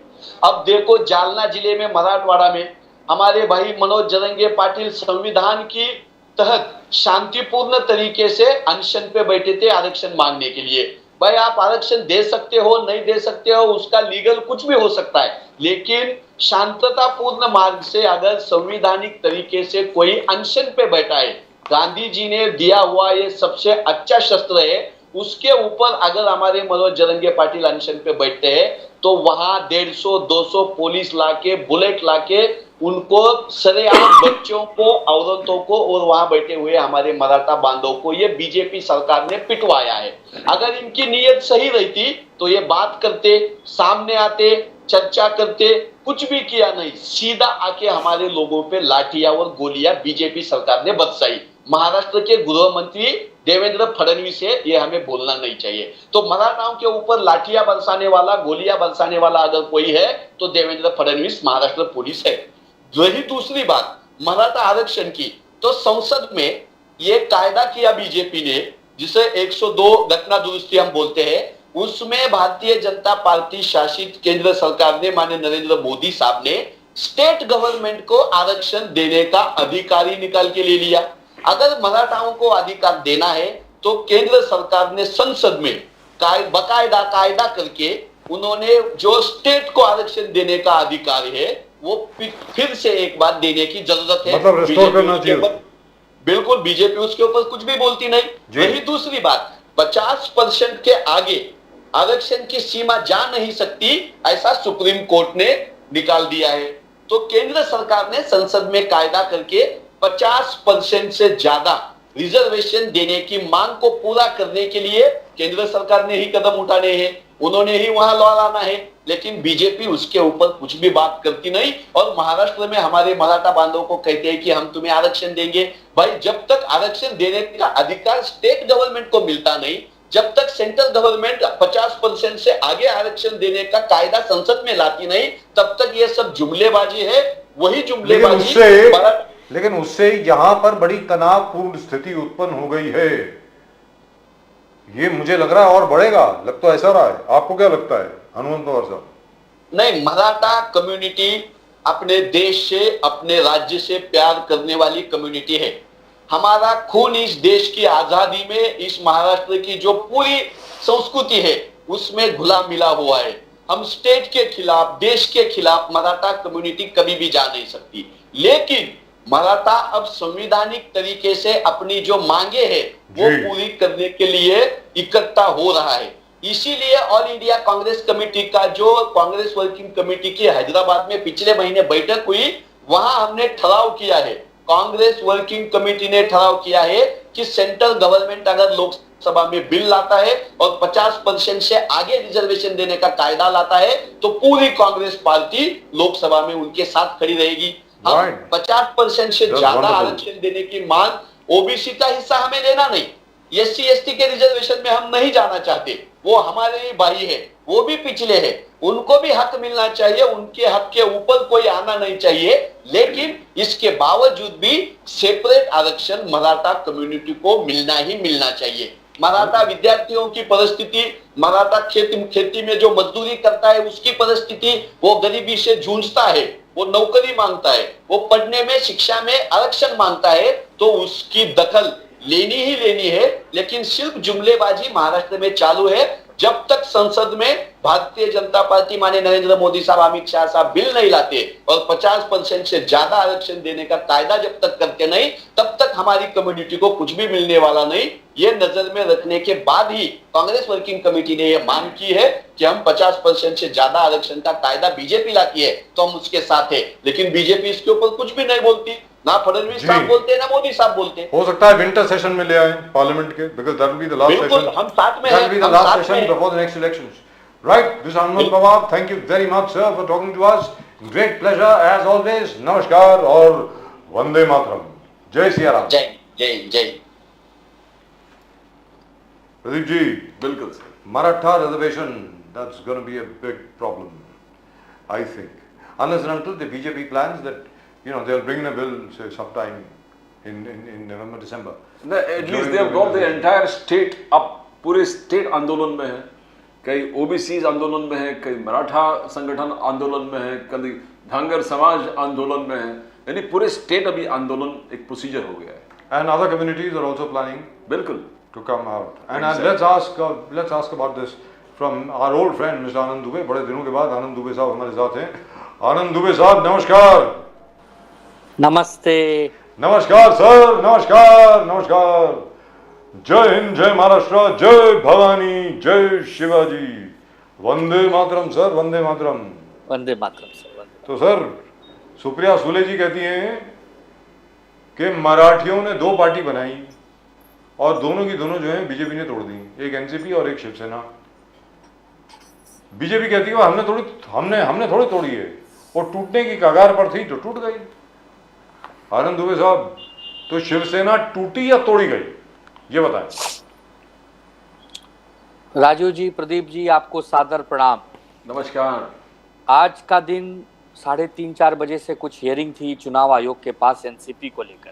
जी। मैं एक चीज सोच रहा था कि जिस पार्टी को 1999 में आदरणीय शरद पवार जी ने बनाया हो, जिन नेताओं ने उनके खिलाफ जाकर वहां बहस की होगी, तो क्या बहस की होगी मैं सोच रहा था।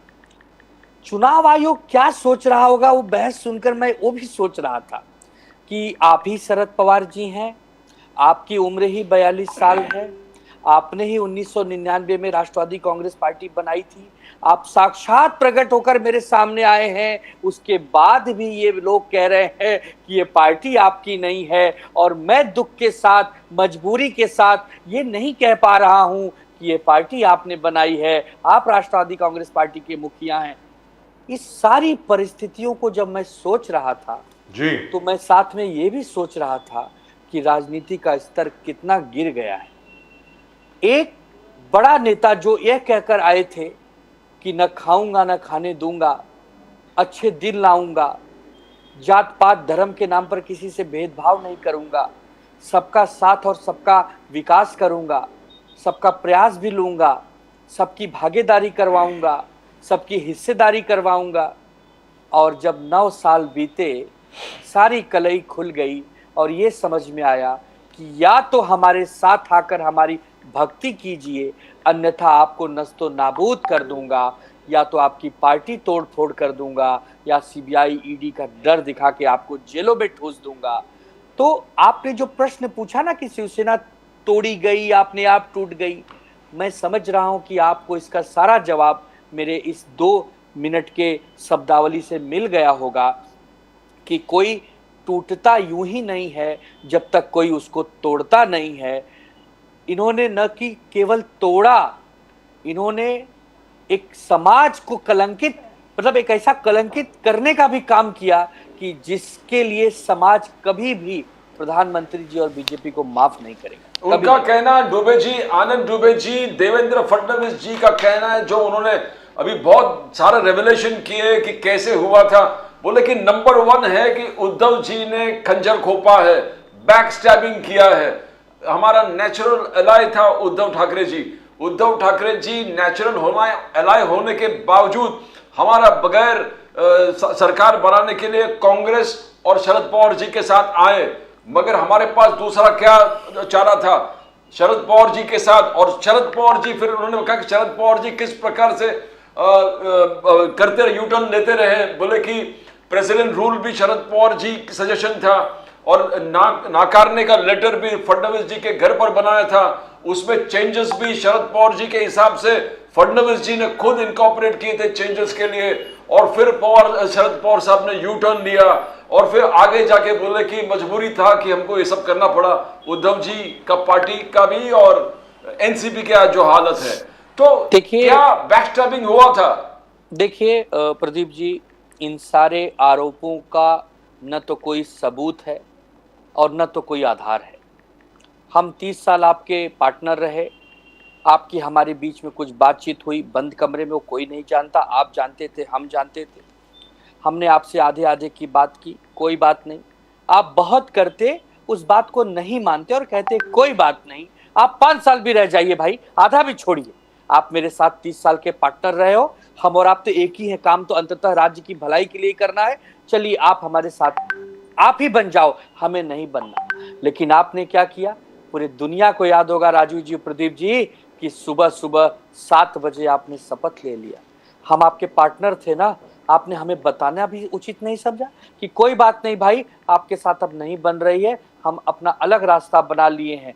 आपने जब शपथ ली, हमने जब टेलीविजन पर देखा, तब हम तो राजनीति में लोगों की सेवा करने आए हैं, तो हम तो अपना प्रयास सत्ता लेने के लिए करेंगे। तो हमने अलग अलग विचारधारा की पार्टी को एक मंच पे लाने का प्रयास किया, जिसमें हम सफल हुए, वो भी आपसे नहीं पचा। आप जब 2.5 साल बीत गए तो आज आप निराधार आरोप लगाते हो कि शरद पवार साहब ने ये कहा, उन्होंने ये कहा। अरे भाई, कोई आधार होगा, कोई सबूत होगा। आप एक 82 साल के योद्धा को बदनाम कर रहे हो, उनके घर में आपने कलह मचवा दी, उनकी पार्टी तोड़वा दी। आज उनको दिल्ली में जाकर ये सफाई देनी पड़ रही है कि मैं शरद पवार जीवित हूं और मैं राष्ट्रवादी कांग्रेस पार्टी का मुखिया हूं, और जो लोग आज मेरे विरोध में आए हैं, किसी जमाने में इनको पद मैंने बांटा था, किसी जमाने में टिकट मैंने इनको दिया था, इनको प्रचार करके चुन के जीत के लाने वाला वो मैं शरद चंद्र पवार हूं, और आज वो ये दिन आप दिखवा रहे हैं। तो डुबे जी, आदित्य ठाकरे जी ने बीच में कहा था कि हमारे जो अलायंस थे, कांग्रेस, शरद पवार साहब और उद्धव ठाकरे जी का जो अलायंस थे, तीनों का जो एमवीए कहलाता था, वो अलायंस को देख के, हम तीनों को साथ में देख के शायद बाला साहब ठाकरे जी बहुत खुश हो जाते कि आपने बहुत जबरदस्त काम कर दिया। मगर यहाँ पर इस जो आदित्य ठाकरे जी ने कहा, उसका तुरंत आलोचना होने लगे।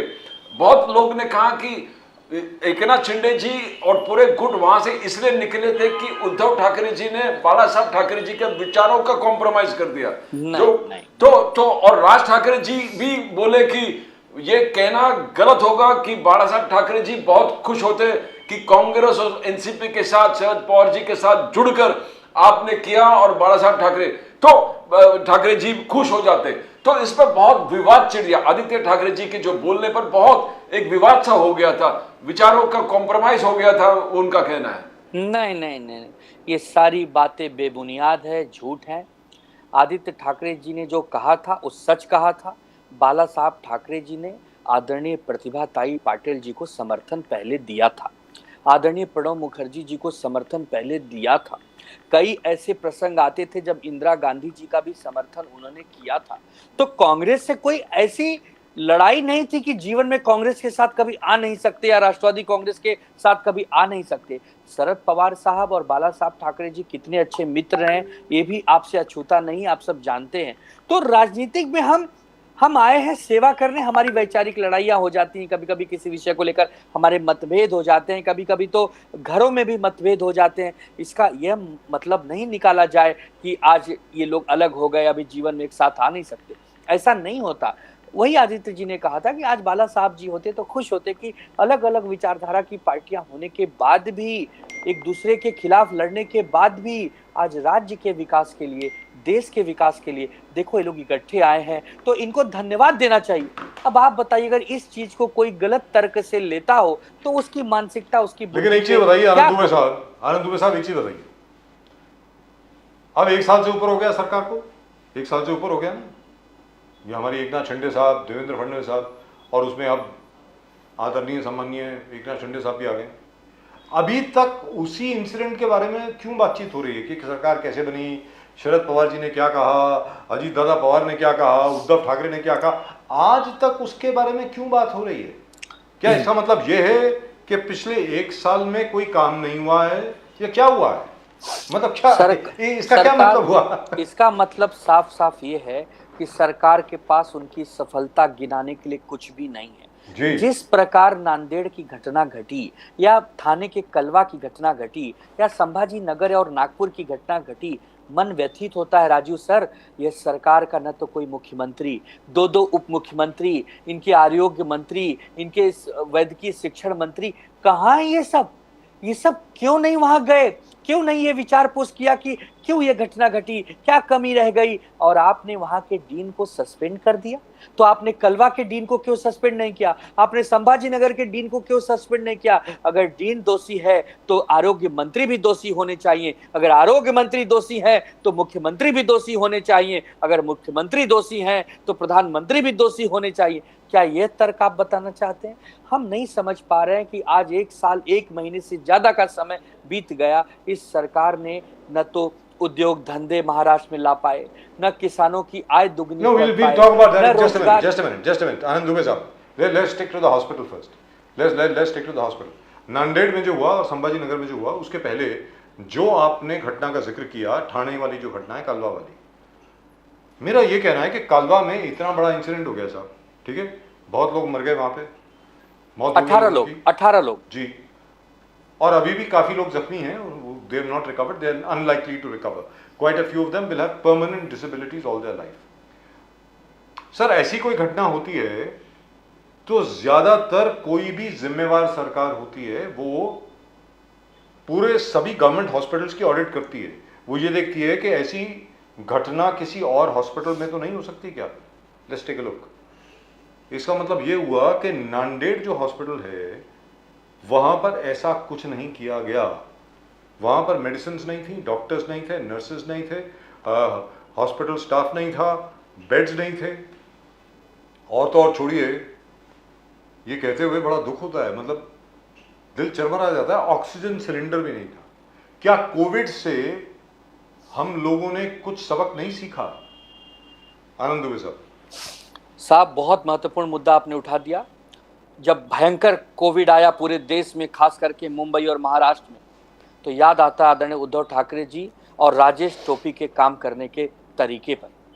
कोई साधन नहीं, कोई संसाधन नहीं, डॉक्टर की कमी, सुविधा की कमी, दवाइयाँ नहीं, यह रोग कैसा है इस रोग के बारे में पता नहीं, लेकिन बड़े ही कुशलता से दोनों ही मुख्यमंत्री और आरोग्य मंत्री ने उसको पार किया, उसको एक सफलता में बदल दिया, उस आपदा को एक अवसर में बदल दिया कि सेवा करने का एक मौका मिला। और आज देखिए, 1 साल 1 महीने वाली सरकार, जिसको खोखे सरकार भी लोग कहते हैं, उन्होंने न कोई सबक लिया। जब आपके पास डॉक्टर्स की कमी है, आपके पास दवाई की कमी है, आपके पास इंफ्रा के संसाधन की कमी है, तो आप उसको चुस्त और दुरुस्त करिए ना। आप अधिकारियों को डांट लगाइए ना, स्वयं जाके बार बार वहां मिलिए ना। आपको 10 बार दिल्ली जाने का तो समय है, लेकिन आपको नांदेड़ और संभाजी नगर जाने का समय नहीं है। आपने जो स्थिति आज कर दी, डर लगा रहता है राजीव सर कि कब कहां से खबर आ जाए कि वहां इतने लोगों की जान चली गई। और उससे भी ज्यादा दुखद तो तब लगता है जब नवजात शिशु, जिन्होंने अभी तक जीवन का एक हिस्सा भी नहीं जिया, जिनकी कोई गलती भी नहीं है, जिनको सरकार से न तो कोई लेना है न देना है, उनकी भी जान के साथ आप खिलवाड़ करते हैं। और उसके बाद आपके आरोग्य मंत्री तानाजी सावंत पूछते हैं कि हफकिन क्या है, ये कौन हफकिन है जो दवाई नहीं खरीद रहा है समय पे। आपको अपनी संस्था के बारे में कुछ पता नहीं, आपके नियम कानून के बारे में कोई जानकारी नहीं, केवल विशुद्ध रूप से राजनीति करते हो, सरकारों को तोड़ना गिराना, इसमें बिजी रहते हो, अपने आप को ट्रिपल इंजन की सरकार कहते हो। एक भी इंजन वहां पहुंचा नहीं, तीनों इंजन फेल कर गए। अरे इससे अच्छा तो 1 इंजन की सरकार होती है, कम से कम 1 इंजन सही समय पर वहां पहुंच तो जाता है। अरे हमने ट्रिपल इंजन की सरकार चलाई थी, बखूबी चलाई थी। उस कोरोना काल में वो काम कर दिखाया कि WHO और PMO और सुप्रीम कोर्ट ने भी हमारी तारीफ की, और आपको फटकार लगाई जाती है। यही अंतर है आपके और हमारे काम करने। आनंद दुबे जी, आदित्य ठाकरे जी ने हाल ही में बहुत सीरियस चार्जेस लगा दिया इस सरकार पर। बोले कि कर्नाटक का सिर्फ 40% कमीशन वाला सरकार था, मगर दिस पर्टिकुलर गवर्नमेंट महाराष्ट्र के 100% कमीशन वाले सरकार है। उन्होंने कहा कि there is nothing happening, builder contractor सरकार है और खोखे सरकार है। आपका कहना है कि जो अनकॉन्स्टिट्यूशनली फॉर्म्ड गवर्नमेंट है, तो आगे जाके वो कहते हैं कि हमने खुद 6000 करोड़ रुपए के स्कैम उन्होंने उजागर कर दिया और नॉट ओनली असेंबली में बट इवन गवर्नर को दिए। 356 करोड़ का स्ट्रीट फर्नीचर स्कैम उजागर किया, लोगों को असेंबली में बोला, गवर्नर को दिए। But this government is not doing anything. और वो आगे जाके बोलते हैं आदित्य ठाकरे जी कि ऐसे चलने वाले सरकार जो घटना के बाहर है वो लोकतंत्र के लिए खतरा है, is a danger to democracy. इसमें थोड़ा आप लाइट डालेंगे आनंद दुबे जी? साहब, आज 1.5 साल से ज़्यादा का समय बीत गया है मुंबई में, और मुंबई के साथ साथ और भी महानगर पालिकाओं में नगर सेवकों का कोई अस्तित्व नहीं है। उनको माजी यानी भूतपूर्व नगर सेवक कहा जाता है। कोई महापौर नहीं है। अधिकारी मौज उड़ा रहे हैं। अधिकारी बिना टेंडर या क्या कर रहे हैं पता नहीं, क्योंकि कोई बहस ही नहीं हो रही, कोई स्टैंडिंग कमेटी ही नहीं है। जो करना है आईएएस अधिकारी करते होंगे, जो करना है वहां के जो कमिश्नर हैं करते होंगे। अरे कोई जवाबदेही है? कोई आप मुख्यमंत्री जी के संपर्क में रहते होंगे, आप सरकार के संपर्क में रहते होंगे। इसका मतलब विपक्ष आपसे जब सवाल पूछे कि आप भ्रष्टाचार तो नहीं करवा रहे हैं, तो आप उस पर कन्नी काट जा रहे हैं। आप चुनाव कब करवाते हैं उस पर आप कन्नी काट जा रहे हैं। हम आपसे क्यों न पूछे भाई? हम विपक्ष के साथ साथ जनता भी तो हैं। हमने आपको सरकार में इसीलिए लाया है कि आप हमारी बात सुनेंगे, नहीं तो सरकारों का क्या अस्तित्व है? अगर सरकार जनता की बात कल से सुनना बंद कर दे, तब इस सरकार का एक फॉर्मेलिटी बनाना, एक औपचारिकता रखने का अर्थ क्या रह जाएगा? इसीलिए सरकारें बनती हैं कि आप अच्छा काम नहीं करेंगे तो लोग आपके विरोध में आवाज उठाएंगे। और जिस प्रकार ये सरकार पिछले 1-1.25 सालों, अभी 1 साल 1 महीने हो गए, इसने कोई ऐसा काम नहीं किया जिससे आम जनमानस के जीवन में कोई सुधार आए। महानगर पालिका हो और चाहे ग्रामीण इलाका हो, सबके सब दुखी हैं। तो हम नहीं समझ पा रहे हैं कि अगर हमारे नेता आदित्य ठाकरे जी इनके खिलाफ बोलते हैं, इनकी कुरीतियों का जो इनकी नीति है उसको उजागर करते हैं, तो ये सवाल उसको बदलने के, सवाल उसको अच्छा चुस्त दुरुस्त करने के, ये हम पर आरोप लगा देते हैं कि लोग तो हम पर विपक्ष का है। अरे भाई, आप हमारे लोगों को ऐसा आरोप नहीं लगता सर आप पे। आनंद दुबे साहब, आप गलत बोल रहे हैं। आप यहाँ गलत बोल रहे हैं। उद्धव ठाकरे जी जब भी रोड्स के ऊपर, बीएमसी या कोई और महानगर पालिका की करनी के ऊपर, कार्यकारिणी के ऊपर जब भी सवाल उठाते हैं, तो हर समय जवाब यही आता है कि ये लोग थे ना पावर में, इतने साल इन्होंने क्या किया। अरे यार, अभी तो आप पावर में हो। हमेशा यही कहा जाता है कि आदित्य ठाकरे जी जो हैं वो मिस कर रहे हैं कि कॉन्ट्रैक्टर जो हैं मातोश्री में जाकर के उनको चढ़ावा नहीं दे रहे, कि उनको पैसा नहीं दे रहे। ओपनली बोल रहे हैं लोग। आनंद दुबे साहब, कमाल की बात है। हम पिछले 30 वर्षों से जनता के बीच में जाकर जनता के आशीर्वाद से चुनकर आते हैं जी। हम अच्छा काम नहीं करते, 5 साल, 10 साल, 15 साल में जनता लोगों को बदल देती है। जनता बार बार हमें इसलिए मौका देती है कि हम काम करते हैं। और जब भी हम महानगर पालिका में आए हैं, हमेशा वहाँ महापौर रहे हैं। पक्ष विपक्ष में खूब जोरदार बहस होती रही है। स्टैंडिंग कमेटी में आपको पता है कि सभी दल के नेता उसमें स्थान पाते हैं, वहाँ भी बहस होती है। उस सारी बहसों से गुजरने के बाद एक प्रक्रिया टेंडर का रूप लेता है और तब जाकर काम होता है। तो उस काम को आप इस काम से जोड़ रहे हैं जहां न कोई टेंडर, न कोई स्टैंडिंग कमेटी, न कोई नगर सेवकों की आपस में बहस, न कोई महापौर। कैसे लोग आप पर विश्वास करेंगे? कोई आधार दीजिए, कोई सबूत दीजिए, कोई तर्क दीजिए। केवल अगर किसी से जीत नहीं सकते हैं तो उसे बदनाम करना शुरू कर दीजिए। कब तक? जी, लेकिन आज की तारीख में किसी भी महानगर पालिका के चुनाव की ना ही घोषणा हो रही है, ना ही कोई आसार दिख रहे हैं। और अभी तो हो ही नहीं सकता, क्योंकि मुझे लगता है कल तक तो 5 स्टेट में जो इलेक्शन होने वाली हैं उसकी घोषणा भी हो जाएगी। Election commission is already said that by tomorrow they going to announce the dates for the 5 states which are going for elections. So when do you think, Anand Dubey ji, मैं ये सवाल आपसे 7वीं बार पूछ रहा हूं, आपको क्या लगता है, अरे बीएमसी के चुनाव होंगे भी या नहीं होंगे? आप बिल्कुल सही कह रहे हैं। चुनाव आयोग को दिसंबर 2023 से पहले इन 5 राज्यों के चुनाव को निपटाना है। ये उनका अधिकार भी है और इस समय की जरूरत भी है। लेकिन उसी के साथ साथ ये वही चुनाव आयोग है, आंखों पर पट्टी बांध के रख ली है कि मुंबई महानगर पालिका और उसके साथ 10 महानगर पालिकाओं का चुनाव कराना आपकी जिम्मेदारी नहीं है। चुनाव आयोग जी, आप वही चुनाव आयोग हो ना जिसके सामने जाकर शरद जी पवार साहब को ये कहना पड़ रहा है कि मैं स्वयं अपनी पार्टी बनाने वाला शरद पवार हूं Founder. और मैं आके कह रहा हूं कि मैं ही शरद पवार हूं, क्या तब मैं भी जिंदा आप हूं? मान नहीं रहे। आप वही चुनाव आयोग है ना जो बाला साहब ठाकरे जी के सुपुत्र आदरणीय उद्धव ठाकरे साहब को ये कहकर उनकी पार्टी को तोड़वा दिया, छिनवा दिए कि नहीं आपने ये पार्टी तो बनाई ही नहीं, आप तो शिवसेना के अध्यक्ष ही नहीं हो। ये वही चुनाव आयोग है ना। तो इस चुनाव आयोग को मैं दूर से प्रणाम करता हूं कि चुनाव आयोग सरकार की कठपुतलियां बनते थे, सीबीआई और ईडी। आप पे कभी आरोप नहीं लगते थे। आप लोग कहते थे कि आप चुनाव आयुक्त हैं, मतलब आप एक ऐसे जज हैं, एक ऐसे निष्पक्ष भगवान हैं जो लोगों को आंखों आंखों में भेद नहीं करते।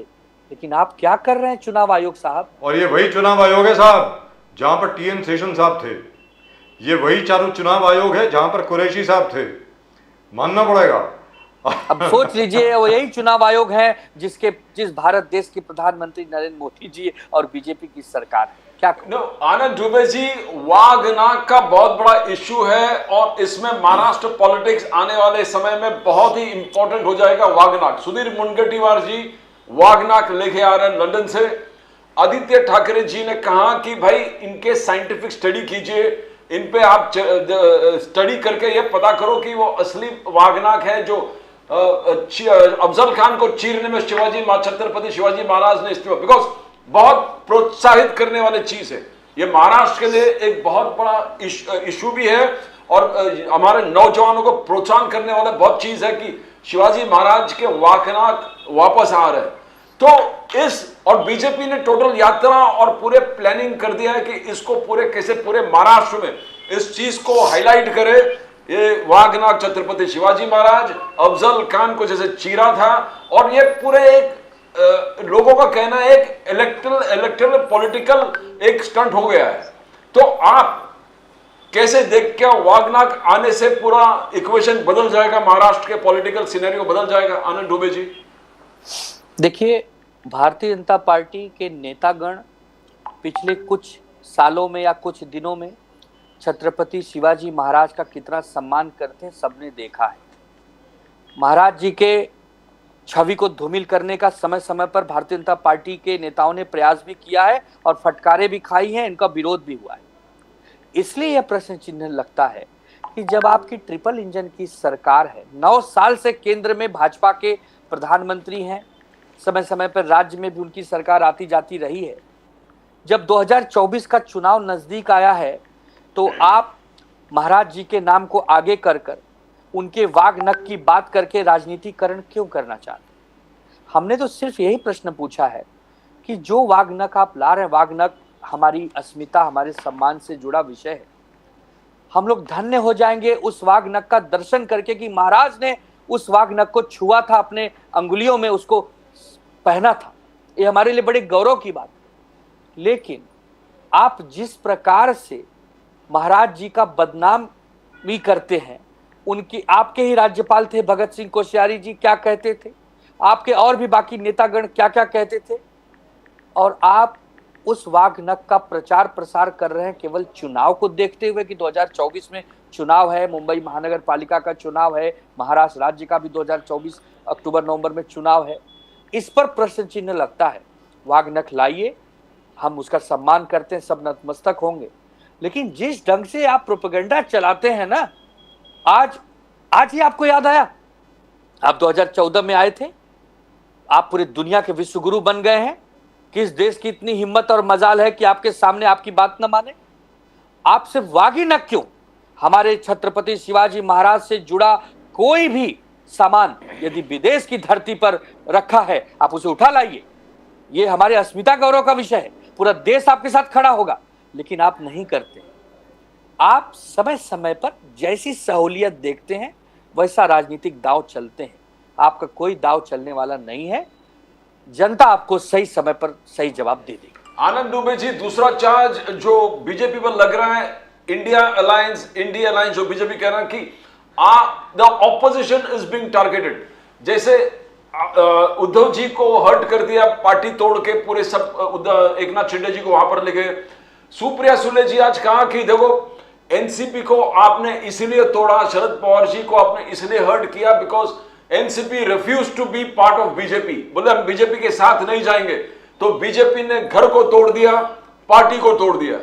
उधर केजरीवाल जी का घर का इंक्वायरी चालू है, संजय सिंह को अरेस्ट कर दिया है, और पूरे जो आप देखोगे अक्टूबर 2 से जो चला न्यूज क्लिक 46 जर्नलिस्ट अरेस्टेड, उसमें बहुत सारे अरेस्ट हो गए, केस फाइल हुआ, संजय सिंह 4-10 को अरेस्ट हुआ, आईटी रेड्स, डीएमके के एमपी 40 लोकेशन पे उनका। तो ये एक सिस्टमाइज प्लान इंडिया अलायंस का आरोप है बीजेपी के कि आप सरकारी यंत्रणा को मिसयूज कर रहा है। कितना सच्चाई है? आपकी जानकारी के लिए बता दूं प्रदीप जी और राजीव जी, आप बुद्धिमान पत्रकारों में से एक हैं और आप लोग गंभीर भी हैं। 95% विपक्ष के नेताओं पर इस समय ईडी और सीबीआई की कार्रवाई चल रही है। 95% केवल विपक्ष के नेताओं पर। और आपको याद होगा यही आंकड़ा 2014 में 53% हुआ करता था। मतलब जिस पार्टी की सरकार होती है, यदि उस पार्टी के विपक्ष में कोई दल है तो 53% ही विपक्ष के लोगों पर कार्रवाई होती थी और बाकी बचे हुए 47% सरकार के लोगों में बैठे जो थे उन पर भी कार्रवाई होती थी। अब क्या हो गया 2023 में? 95% यदि आप विपक्ष में है तो आप पर होगी और 5% एक नाम मात्र आंकड़ा है जो सरकार में बैठे उन पर होगी। आपने ईडी की रेड की संजय सिंह के यहाँ, आपने ईडी की रेड की संजय राउत के यहाँ, आपने ईडी की रेड की अभिषेक बनर्जी के यहाँ। आप तब अच्छे माने जाते जब यही रेड आप कर देते शुभेंदु अधिकारी के यहाँ, यही रेड आप कर देते हेमंत बिश्व शर्मा के यहाँ, यही रेड आप कर देते मुकुल रॉय के यहाँ, यही रेड आप कर देते हसन मुशर्रफ के यहाँ। तब लोग कहते यार ये सरकार, बहुत दिनों के बाद एक राम राज्य की सरकार आई है जो जाति जाति में, नेता नेता में, धर्म धर्म में भेद नहीं करती, जो भी गलत होगा उसको पकड़ लेती है, उस पर शासन करती है। लेकिन प्रश्न चिन्ह तब लगता है जो कि आपके साथ है, आप उस पर कार्रवाई नहीं करते, और जो आपको दूर खड़े होकर आपकी गलत नीतियों का विरोध करता है उस पर कार्रवाई करते हैं। और कोर्ट के हस्तक्षेप के बाद जब बेल मिल जाती है तो आप कहते हैं कि यार हम क्या करें, वो पकड़ लिए गए थे। अब मतलब आप उसको गोल मोल, लेकिन उस व्यक्ति को बदनाम कर देते हैं, उसके चरित्र को हनन कर देते हैं, उसका मनोबल गिरा देते हैं ताकि वो, और सारे परिवार को तहस नहस कर देते हैं। सर इन लोग को बहुत पाप लगेगा सर, बहुत। और सारे परिवार की ऐसी तैसी हो जाती है। आप खुद सोच लीजिए, वो संजय सिंह जो है वो 4 कमरे के घर में रहता है, जॉइंट फैमिली में। यार मतलब मैं क्या बताऊं, अब चलिए let's see what happens and look at Manish Sisodia. Manish Sisodia की केस में कल सुप्रीम कोर्ट ने कहा था कि आपने इनको करीब कई महीनों से पकड़ रखा है, आपके पास अगर सबूत नहीं है तो इनको आरोपी कैसे बना दिया। ये कल कहा है जी, पूरी दुनिया के सामने कहा है, बट कौन सुनेगा, किससे कहें? Sir Justice Khanna is asked again and again and again, where is the proof, where is the proof, where is the proof. 4 बार पूछा उन्होंने, और उन्होंने ये भी कहा कि अगर यही आपके पास है तो under cross examination your case will fall flat within 2 minutes. That's what he said. These are the words. Raju ji आपके ऊपर एक छोटी सी लाइन है, आपके ऊपर, कौन कहेगा किसको सुनाए, इसलिए चुप रहते हैं। इसलिए आप चुप नहीं रहते, हम लोग चुप नहीं रहते। नहीं मतलब एक कह रहा हूं कि आप किससे कहेंगे, कौन सुनेगा, और आपकी आवाज जनता सुनेगी। 2024 में जब चुनाव होंगे तो राजीव जी और प्रदीप जी की आवाज इस देश का 140 करोड़ नागरिक सुनेगा। क्या बात है साहब, थैंक यू सो मच आनंद दुबे साहब, थैंक यू वेरी मच। और बहुत जल्दी आपके ऑफिस आना चाहता हूँ, ये गमछा खरीद लिया गया है और आपके लिए रखा गया है। सर कृपा करके आइए, आपको आपकी यूनिट को कहिए मुझे पूछने की आवश्यकता नहीं है, जब मर्जी आ जाइए, आपका ऑफिस है। बहुत जल्द मिलूंगा सर, बहुत जल्द। Your office. Thank you very much sir. नमस्कार नमस्कार नमस्कार। जय हिंद, जय महाराष्ट्र, जय भवानी, जय शिवाजी। जय महाराष्ट्र, जय भवानी, जय शिवाजी, वंदे मातरम। हर हर महादेव, हर हर महादेव, हर हर Mahadev. Well, I think the BJP should plan out a strategy better, very frankly, but I suppose they know what they're doing. But then they also knew what they were doing even in Karnataka. Even at that time, we had said that, hey, listen, you guys, I think, are making a mistake. ये बजरंग दल और बजरंग बली के बीच में कोई connection नहीं है साहब। बजरंग दल अलग है, बजरंग बली अलग है। तो बट प्रॉब्ली वो बजरंग दल इज नॉट बजरंग बली। शायद कांग्रेस का टोटल स्वीप हो जाता अगर वो नहीं करते। If you see, BJP knew they were losing, so they had to play the Hindu card All agree. अब पिछले देखो कि Karnataka they have been from the past 1.5 2 years continuously चल रहा था. लेकिन जहाँ तक इन्होंने और अभी जो शरद पवार जी के साथ हुआ है, शरद पवार जी को खुद जाना पड़ा इलेक्शन कमीशन के सामने. That's fantastic. Chief election commissioner के सामने शरद पवार जी खुद पेश हुए हैं, साथ में अभिषेक मनु सिंघवी, और पवार साहब ने अपना केस खुद सामने रखा है, which is amazing. Let's ask Mr. Mahesh Tapase. Tapase साहब नमस्कार. Good evening, namaskar. Good evening. How are you, sir? How are you? How are you? After so long. After such a long time. I was told Mr. Joe Biden has called you because he wanted your advice on how to deal with the Republicans. So you were kind of busy. I hope God may be kind and one day that will happen, bound to happen. But Mr. I must say that Bajaj ji has become a philosopher. So whom are you impressed with? I mean, your philosophy, is it with Aristotle or with Socrates or with Zarathustra? I mean, I don't know what, but you're looking. I am very happy. I am very, very happy with Sage Vashishta and Brihaspati. I am very, very happy. No, but Mahesh Tapase ji is telling you that I can speak endlessly on this subject also, philosophy. Yes, that too.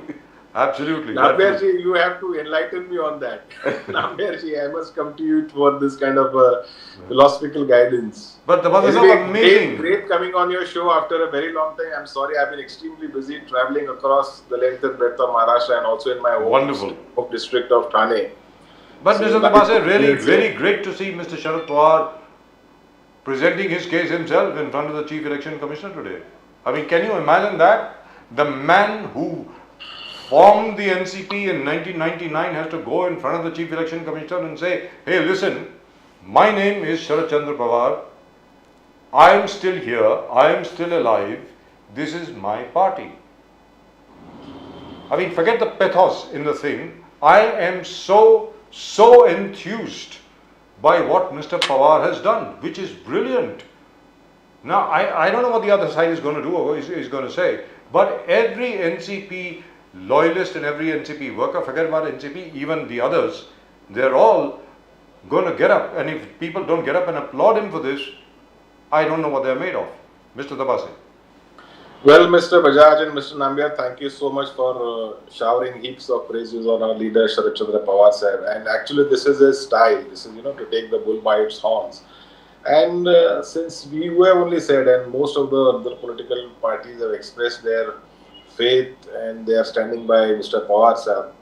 And I think what you said and what you have understood as a media person, as a person who understands the political scape of the country, I'm sure that one day Ajit Dada Pawar will also understand that it is Sharad Pawar who has made the party, it is Pawar Saab who calls the shot in the state of Maharashtra and to a larger extent in the country also.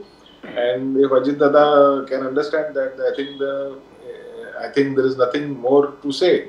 I hope he understands that very fast. We all hope so too. We all hope so. But do you think he will understand? You know him quite well. I'm keeping my fingers crossed. We are all keeping our fingers crossed. I hope the prodigal son returns. I really and truly hope that will happen. But don't you think, I mean, come to think of it, what Supriya Sule said just the other day, Mrs. Supriya Sule, what she said just the other day, there were two parties started by Maharashtrians. One was the Shiv Sena, the other is the NCP, and they were both split by the BJP. And there's a huge message in there for people of Maharashtra. Mr. Tapase. Yes, there is. In fact, the act of splitting the Shiv Sena and the NCP together itself has given a strong message to the people of Maharashtra. Yes, BJP does not live in a symbiotic relationship. It lives in a parasitic relationship. It eats up the host. That is what exactly BJP has done with the Shiv Sena.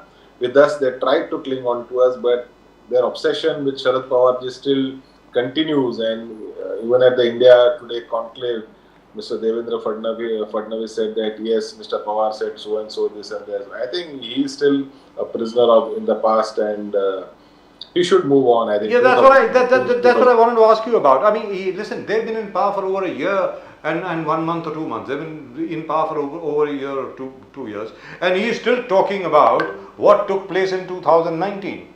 What's the matter? I mean, is he living in a time warp or something? What's going on? Well, nothing of that sort that Mr. Devendra Fadnavis ji is saying happened in 2019. who is Pawar Saab and the NCP to call upon the central government to impose the governor's and the president's rule in the state of Maharashtra? We are nobody. I mean, it's the call of the governor, who is the nominee of the president of India and the government of India. He thought fit that nobody is coming forward, so let me put forth a suggestion to impose president's rule in the state of Maharashtra. And he has acted as per his discretionary power. So where does Mr. Pawar come? Like what Mr. Fadnavis said, where does Mr. Pawar come? Why his why his yes was needed so badly? So they're all obsessed with Mr. Pawar still.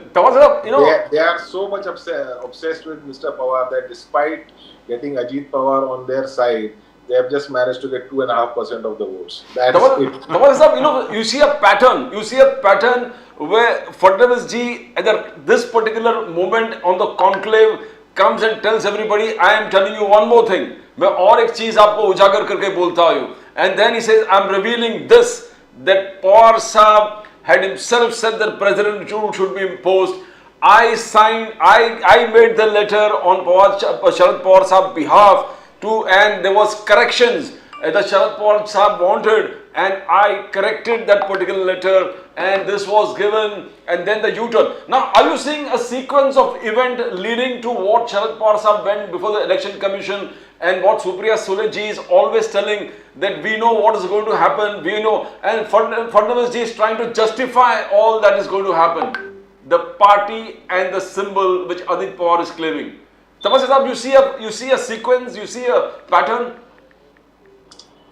Well, Mr. Fadnavis ji is absolutely obsessed by his famous saying, "Me puna yin, me puna yin, me puna yin." Unfortunately, he is not making it to the #1 slot in the state of Maharashtra. The #1 slot is with somebody who is much junior to him.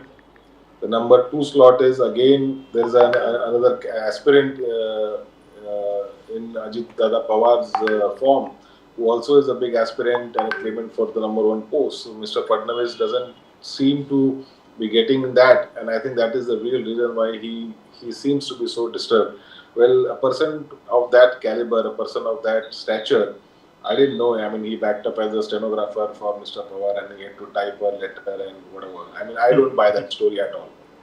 And one never knows. One never knows. There might be a hidden history here, of somebody taking a course on stenography and typing, or something like that. Even that might come out. One really never knows. But I'm shocked. What Pradeep ji mentioned just now, it is not as if that very, very smart young man, that what's his name? That's Sahil. Yes, Sahil Joshi. Sahil Joshi. Yes, he's a very, very, very good journalist. He didn't even ask him a question. Mr. Fadnavis volunteered the information himself. Hey, hang on, I'll tell you something more which happened. I mean, this is crazy. This really shows the kind of effect Mr. Pawar has on all these people. But what do you think is going to happen now with regard to the Election Commission? Now, the first thing which arises, sorry, this is taking slightly long, one more sentence. The first thing which comes to my mind is, this whole thing is bloody unfair. How can you do this? Mr. Dabas. Mr. Fadnavis was shrewd enough to use the India Today platform for his own political gains. And I think that really did not go down well, and nobody accepted, nobody bought what he said. And I think that must have upset Mr. Devendra Fadnavis again and again and again. But coming back to the situation where Ajit Dada Pawar has staked his claim to the party, I mean, the cadre doesn't accept that at all.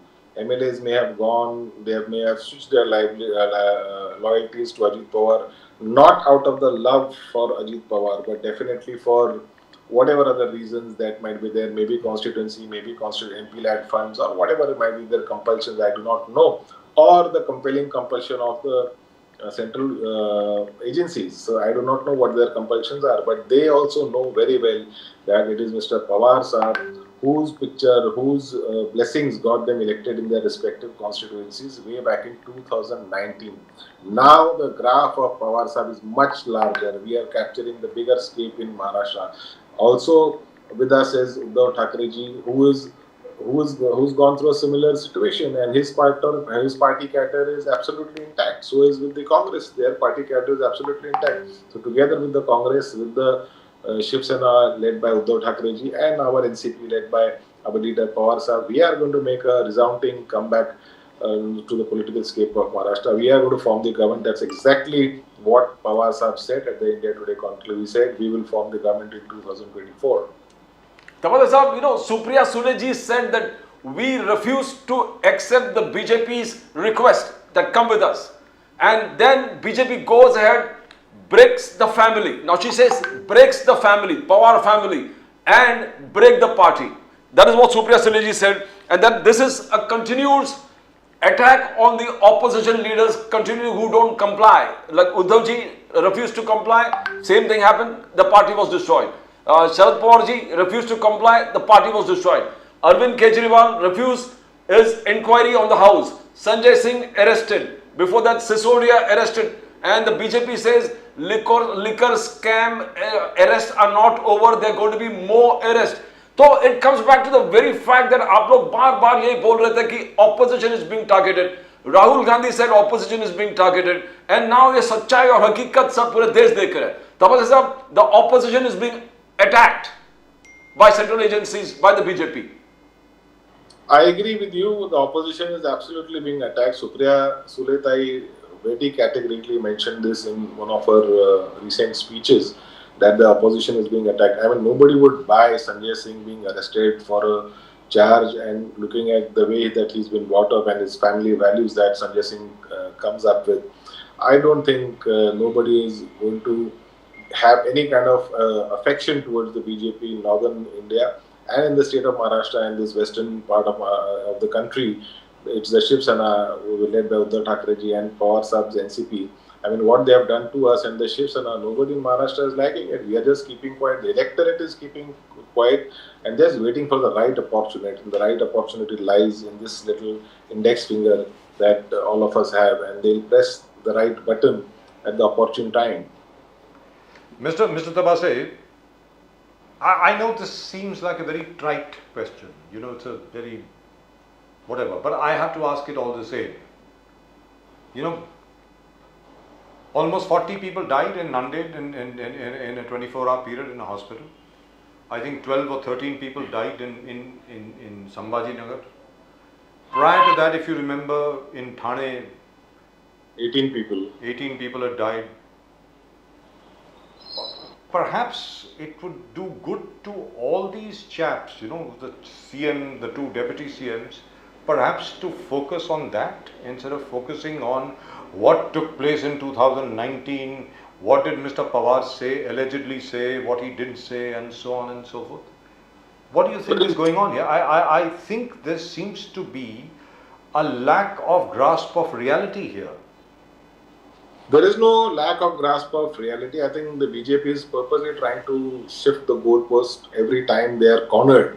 And this is exactly what Mr. Fadnavis did. I mean, if you just go recall that day when the Nanded incident happened, and if you see the social media handles of the Prime Minister of the country, the Chief Minister of Maharashtra, both the Deputy Chief Minister of Maharashtra and the Health Minister of Maharashtra, none of them have even have the decency or the sensitivity to at least make a small tweet that this kind of incident has happened, and we pray for the well-being of those who are battling their lives, and none of them tweeted also. I mean, this is the kind of insensitivity that the BJP and the people in power have, whether it's the Prime Minister or the Chief Minister or I mean, you can check their tweets for that particular day.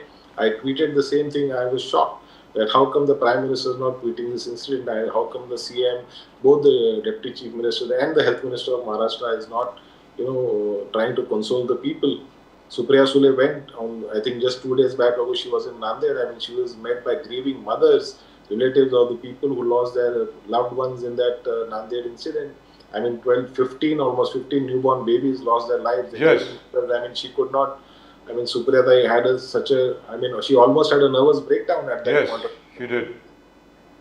So why do you think they're doing that? Is it because if they talk about it or tweet about it or even, whatever, mention it, they'll have to take responsibility for it because they are in government? Take responsibility. In fact, if you see the Health Minister's statement today, Mr. Tanaji Sawant is the Health Minister, he has clearly washed off his hands from the entire incident. He said, it's not my department, it's the Department of Medical Education Minister who belongs who does not belong to my party, but he belongs to a different party, which is the NCP and led by the AJIT Pawar faction. I will not call it NCP, but led by AJIT Pawar faction. So today, Health Minister Tanaji Samant said, no, it's not my doing. It's not my doing. That the hospital doesn't fall in my ministry. It's with the medical education. So he has clearly washed off his hand. He has put Mr. Hassan Mushrif in that Katgara, whatever you call that, in the court, in the prisoner's box. And now I think in a way that BJP is so embarrassed that they are trying to put words in the health minister's mouth that probably they would want to take the resignation of Hassan Mushrif. Tapasya Sahab, if we go a little further, Narendra Modi takes pride in Nari Shakti Vandan Adhiniyam. He says, I have brought an empowerment where women is concerned. They say it's a landmark leap and achievement where Indian democracy is concerned. We are empowering the woman. Now, is it a quantum jump, as the way Mr. Modi is saying? Because I think I was told Sharad Pawar Sahab had actually empowered the women in the local bodies way back, decades earlier. So why is the BJP highlighting this particular achievement कि 27 साल आप सोचते रहे हमने 2 दिन में कर दिया?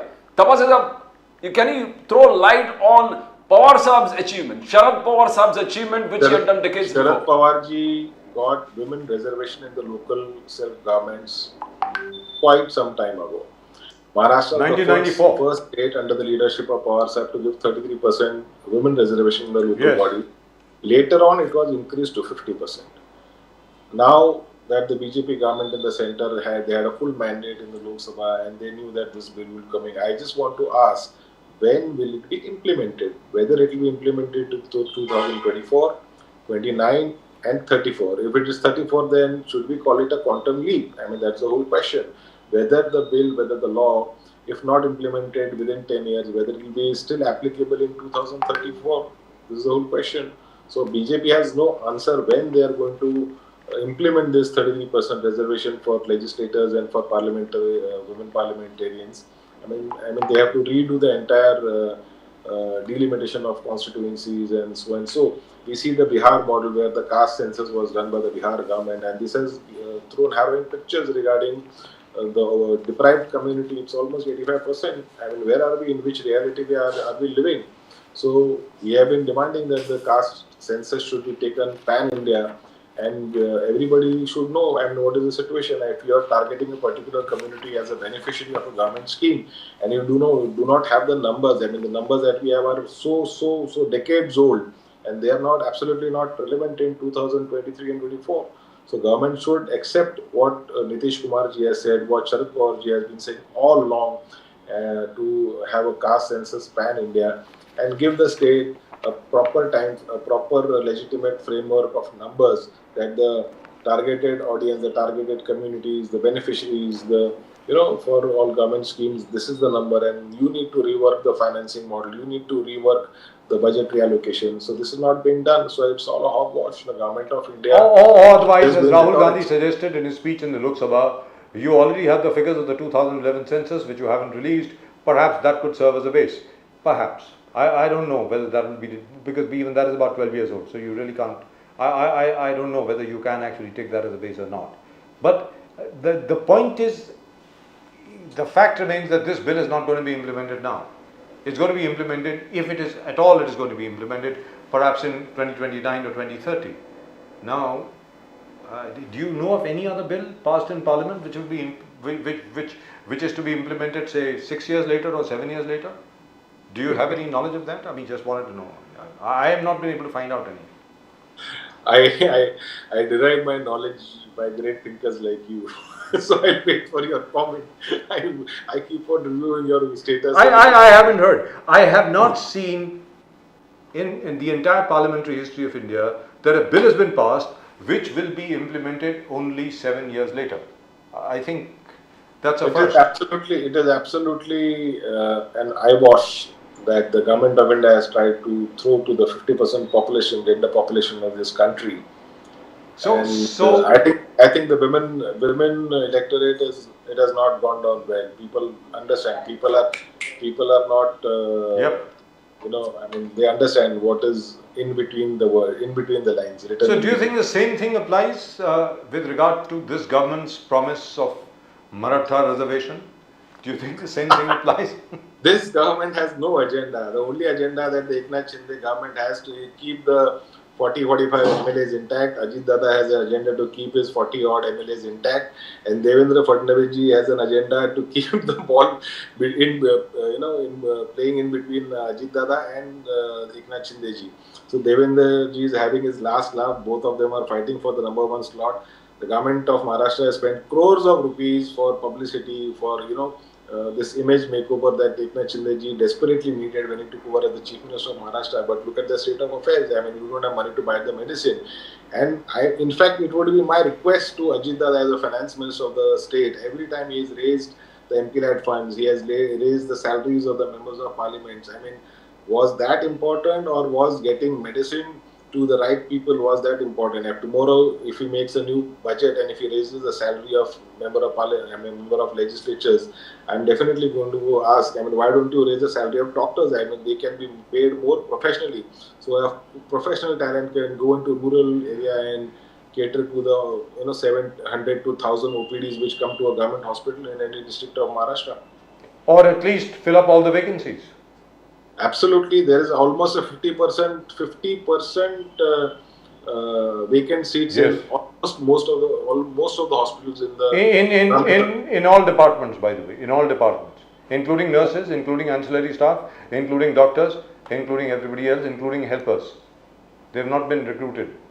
So do you think they will ever be recruited? Do you think this will change?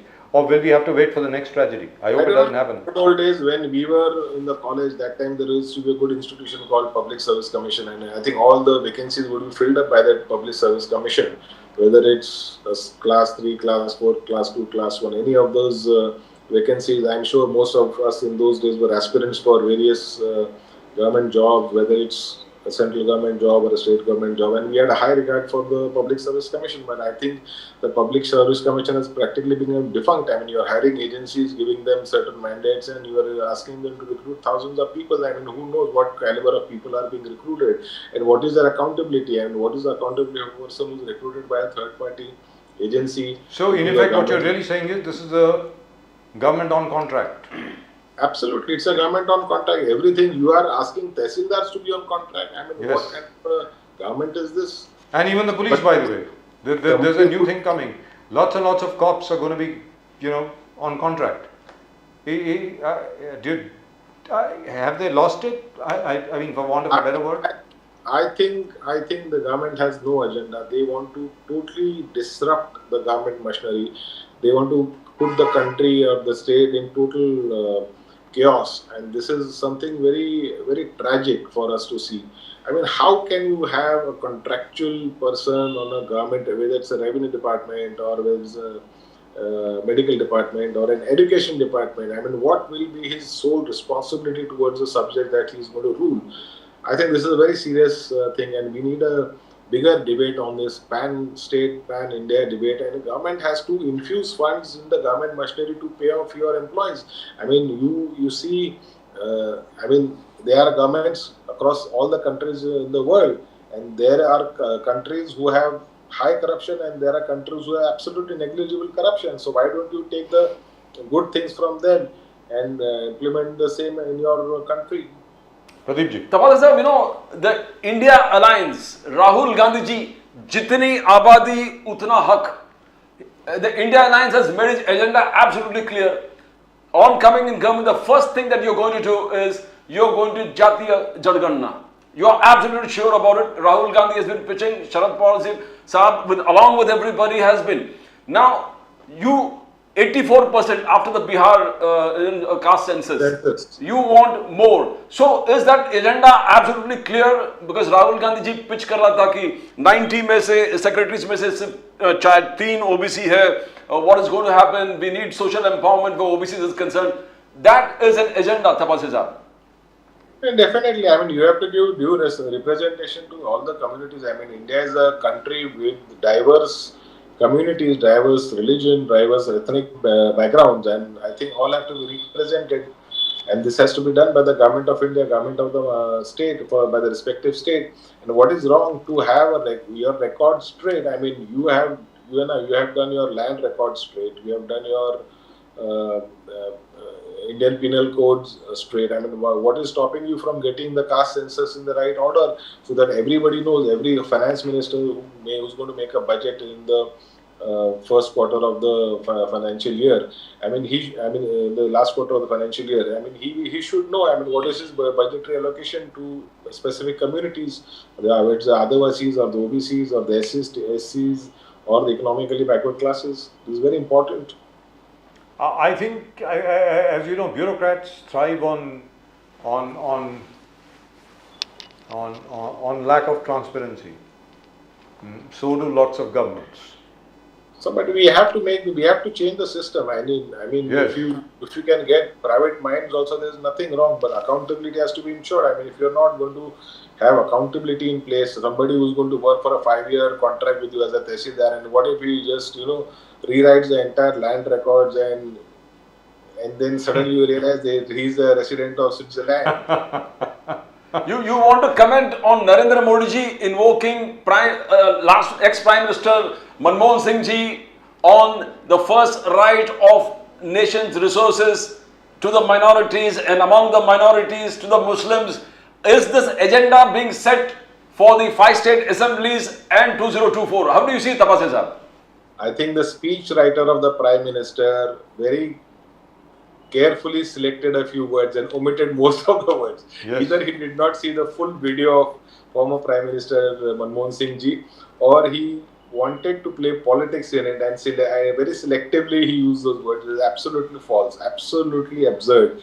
And the person to the stature of the Prime Minister should not use such concocted words, at least in regard to the former Prime Minister. I mean, you have taken the baton from a Prime Minister. It's your duty to take the country ahead on certain principles which the government has passed, and those principles have been successful. But are you surprised at that? After all, we have the same PM being told that Takshashila is actually in Bihar, and 625 crore people voted for him. He said that in Davos, 625 crore. I mean, there a time has to come when the political agenda has to be straightened up, and as administrative reforms are coming in, so we need to have a political reform in the country. I mean, people have to. All right, and now, just really the last question. I know you also have to go. I need your personal comment on the BJP depicting Rahul Gandhi as Ravan. You know, a lovely poster of Rahul Gandhi as Ravan, and then later on as a puppet of George Soros, and of course the Congress has come back projecting Mr. Modi as Danav, as opposed to Rahul Gandhi as Ravan, and Mr. Modi a puppet of Mr. Adani, as opposed to Rahul Gandhi being a puppet of George Soros. But this Ravan thing is a bit of a mystery. Is he Pappu or is he Ravan? I think with Rahul Gandhi is now as a leading masiha of the people of the country, and I don't think Pappu or Ravan, both these words, both these adjectives suit his personality, this changed persona that Rahul Gandhi is having. And I think the people of the country are believing in Rahul Gandhi. They have walked with them almost 3,000 kilometers, thousands of them, hundreds and thousands of them thronging across the streets of the country, from the southern part of the country to right up to the northern part of the country. So it's not that BJP is trying to depict in whatever way, but ultimately what you are being depicted as, the government in question is being depicted as, this is the question that Narendra Modi ji and his party should be asking themselves. Chalte, sir, what do you think will happen in the election commission? Just a wild guess. With regard to the NCP? Most of the people have guessed that truth will follow. Truth and justice will follow. No, we liked it when Sharad Pawar was asked this question, how many MLAs are with you? He said none, nobody. He said, so symbol milega, he said, I'm not bothered. That shows the statesman. He's a fighter. I mean, Nambiar sir, Pawar sir is a fighter, and Yes. बहुत अखाड़े देखे हुए हैं, so he's not worried about anything. But he was the president of the Wrestling Federation of Maharashtra. Yes, absolutely, and and we have our faith in the judicial system, in the constitution of the country, and also in the election commission. So let's hope the best comes out. Love the way you say, and also in the election commission. I hope your faith is realized. Thank you so much. Thank you so much. It's been a great pleasure talking to you, as always. My pleasure. We miss you. It'd be nice if you could come here more often. And talk on philosophy also, because Right. he seems to be very philosophical. Nowadays I'm reading philosophy. Yes. Fantastic. Thank you very much, sir. Thank you very much. Thank you, sir. Great pleasure talking to you. Bajaj sir, thank you. Vande Mataram, sir. Thank you very much. Vande Mataram. Vande Mataram. It's a bit unfair, really, for Mr. Sharad Pawar at his age to go and defend the party that he made. That he said, as if to say, hey, listen, I'm alive. My name is Sharad Pawar. Just like, you have to go to the pension office and prove the fact that you're still alive and you're the same person who worked, for such a long time in government, and you are entitled to draw your pension. But, sir, it's a great motivation for the youngsters where leadership is concerned. This man has no backing, neither in the state nor the center. Everybody is out to get him. But look at him. He goes on his own. He goes on his own to the election commission's office, which was not necessary actually. He goes in, attends all sabhas. He takes sabhas in all the areas which was probably one time his. That spirit, that enthusiasm at that particular age, he's serving as a great example of exemplary leadership qualities. Fantastic. Right, and we must congratulate the Indian contingent of the Asian Games. We've got, I think, 95 medals at last count. I think by tomorrow we would have crossed the figure of 100. Is bar 100 par.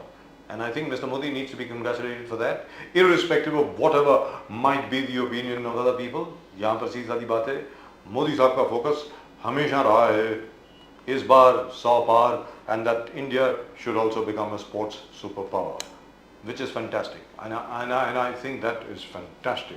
Really and truly fantastic, and I'm personally really and truly happy at two things.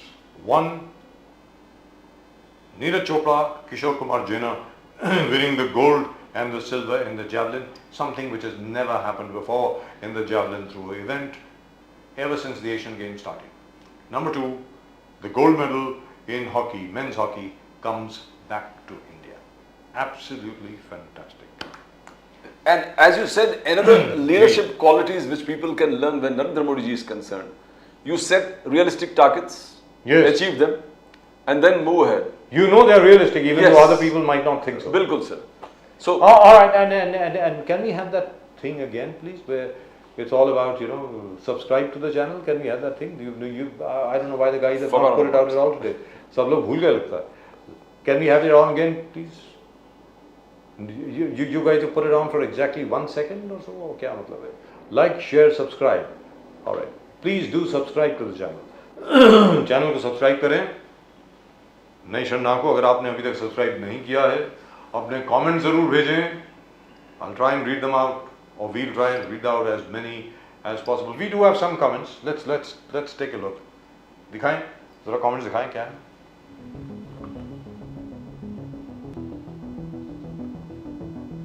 Lahore 1947. अब क्या ego 90s में दोनों के अलग अलग camp थे. अब सनी और आमिर दोनों कोई भी मूवी में मिक्सअप हो जाएंगे. अब ये हीरो नहीं, किरदार मतलब I couldn't quite figure out. Can you figure this out? नहीं, किरदार है, किरदार है. नहीं है, किरदार है, मतलब It's क्या a part of the philosophy. है? Lots of philosophy thing. We are playing our parts. प्रतीक निधि 694. ये तो कोई भी मूवी कर लेगा. वो दौर गए जब ये सिलेक्टिव था दंगल के बाद. इसे कोई भी रोल दे दो, ये कर लेगा. I don't think this person likes Amir Khan. Ji.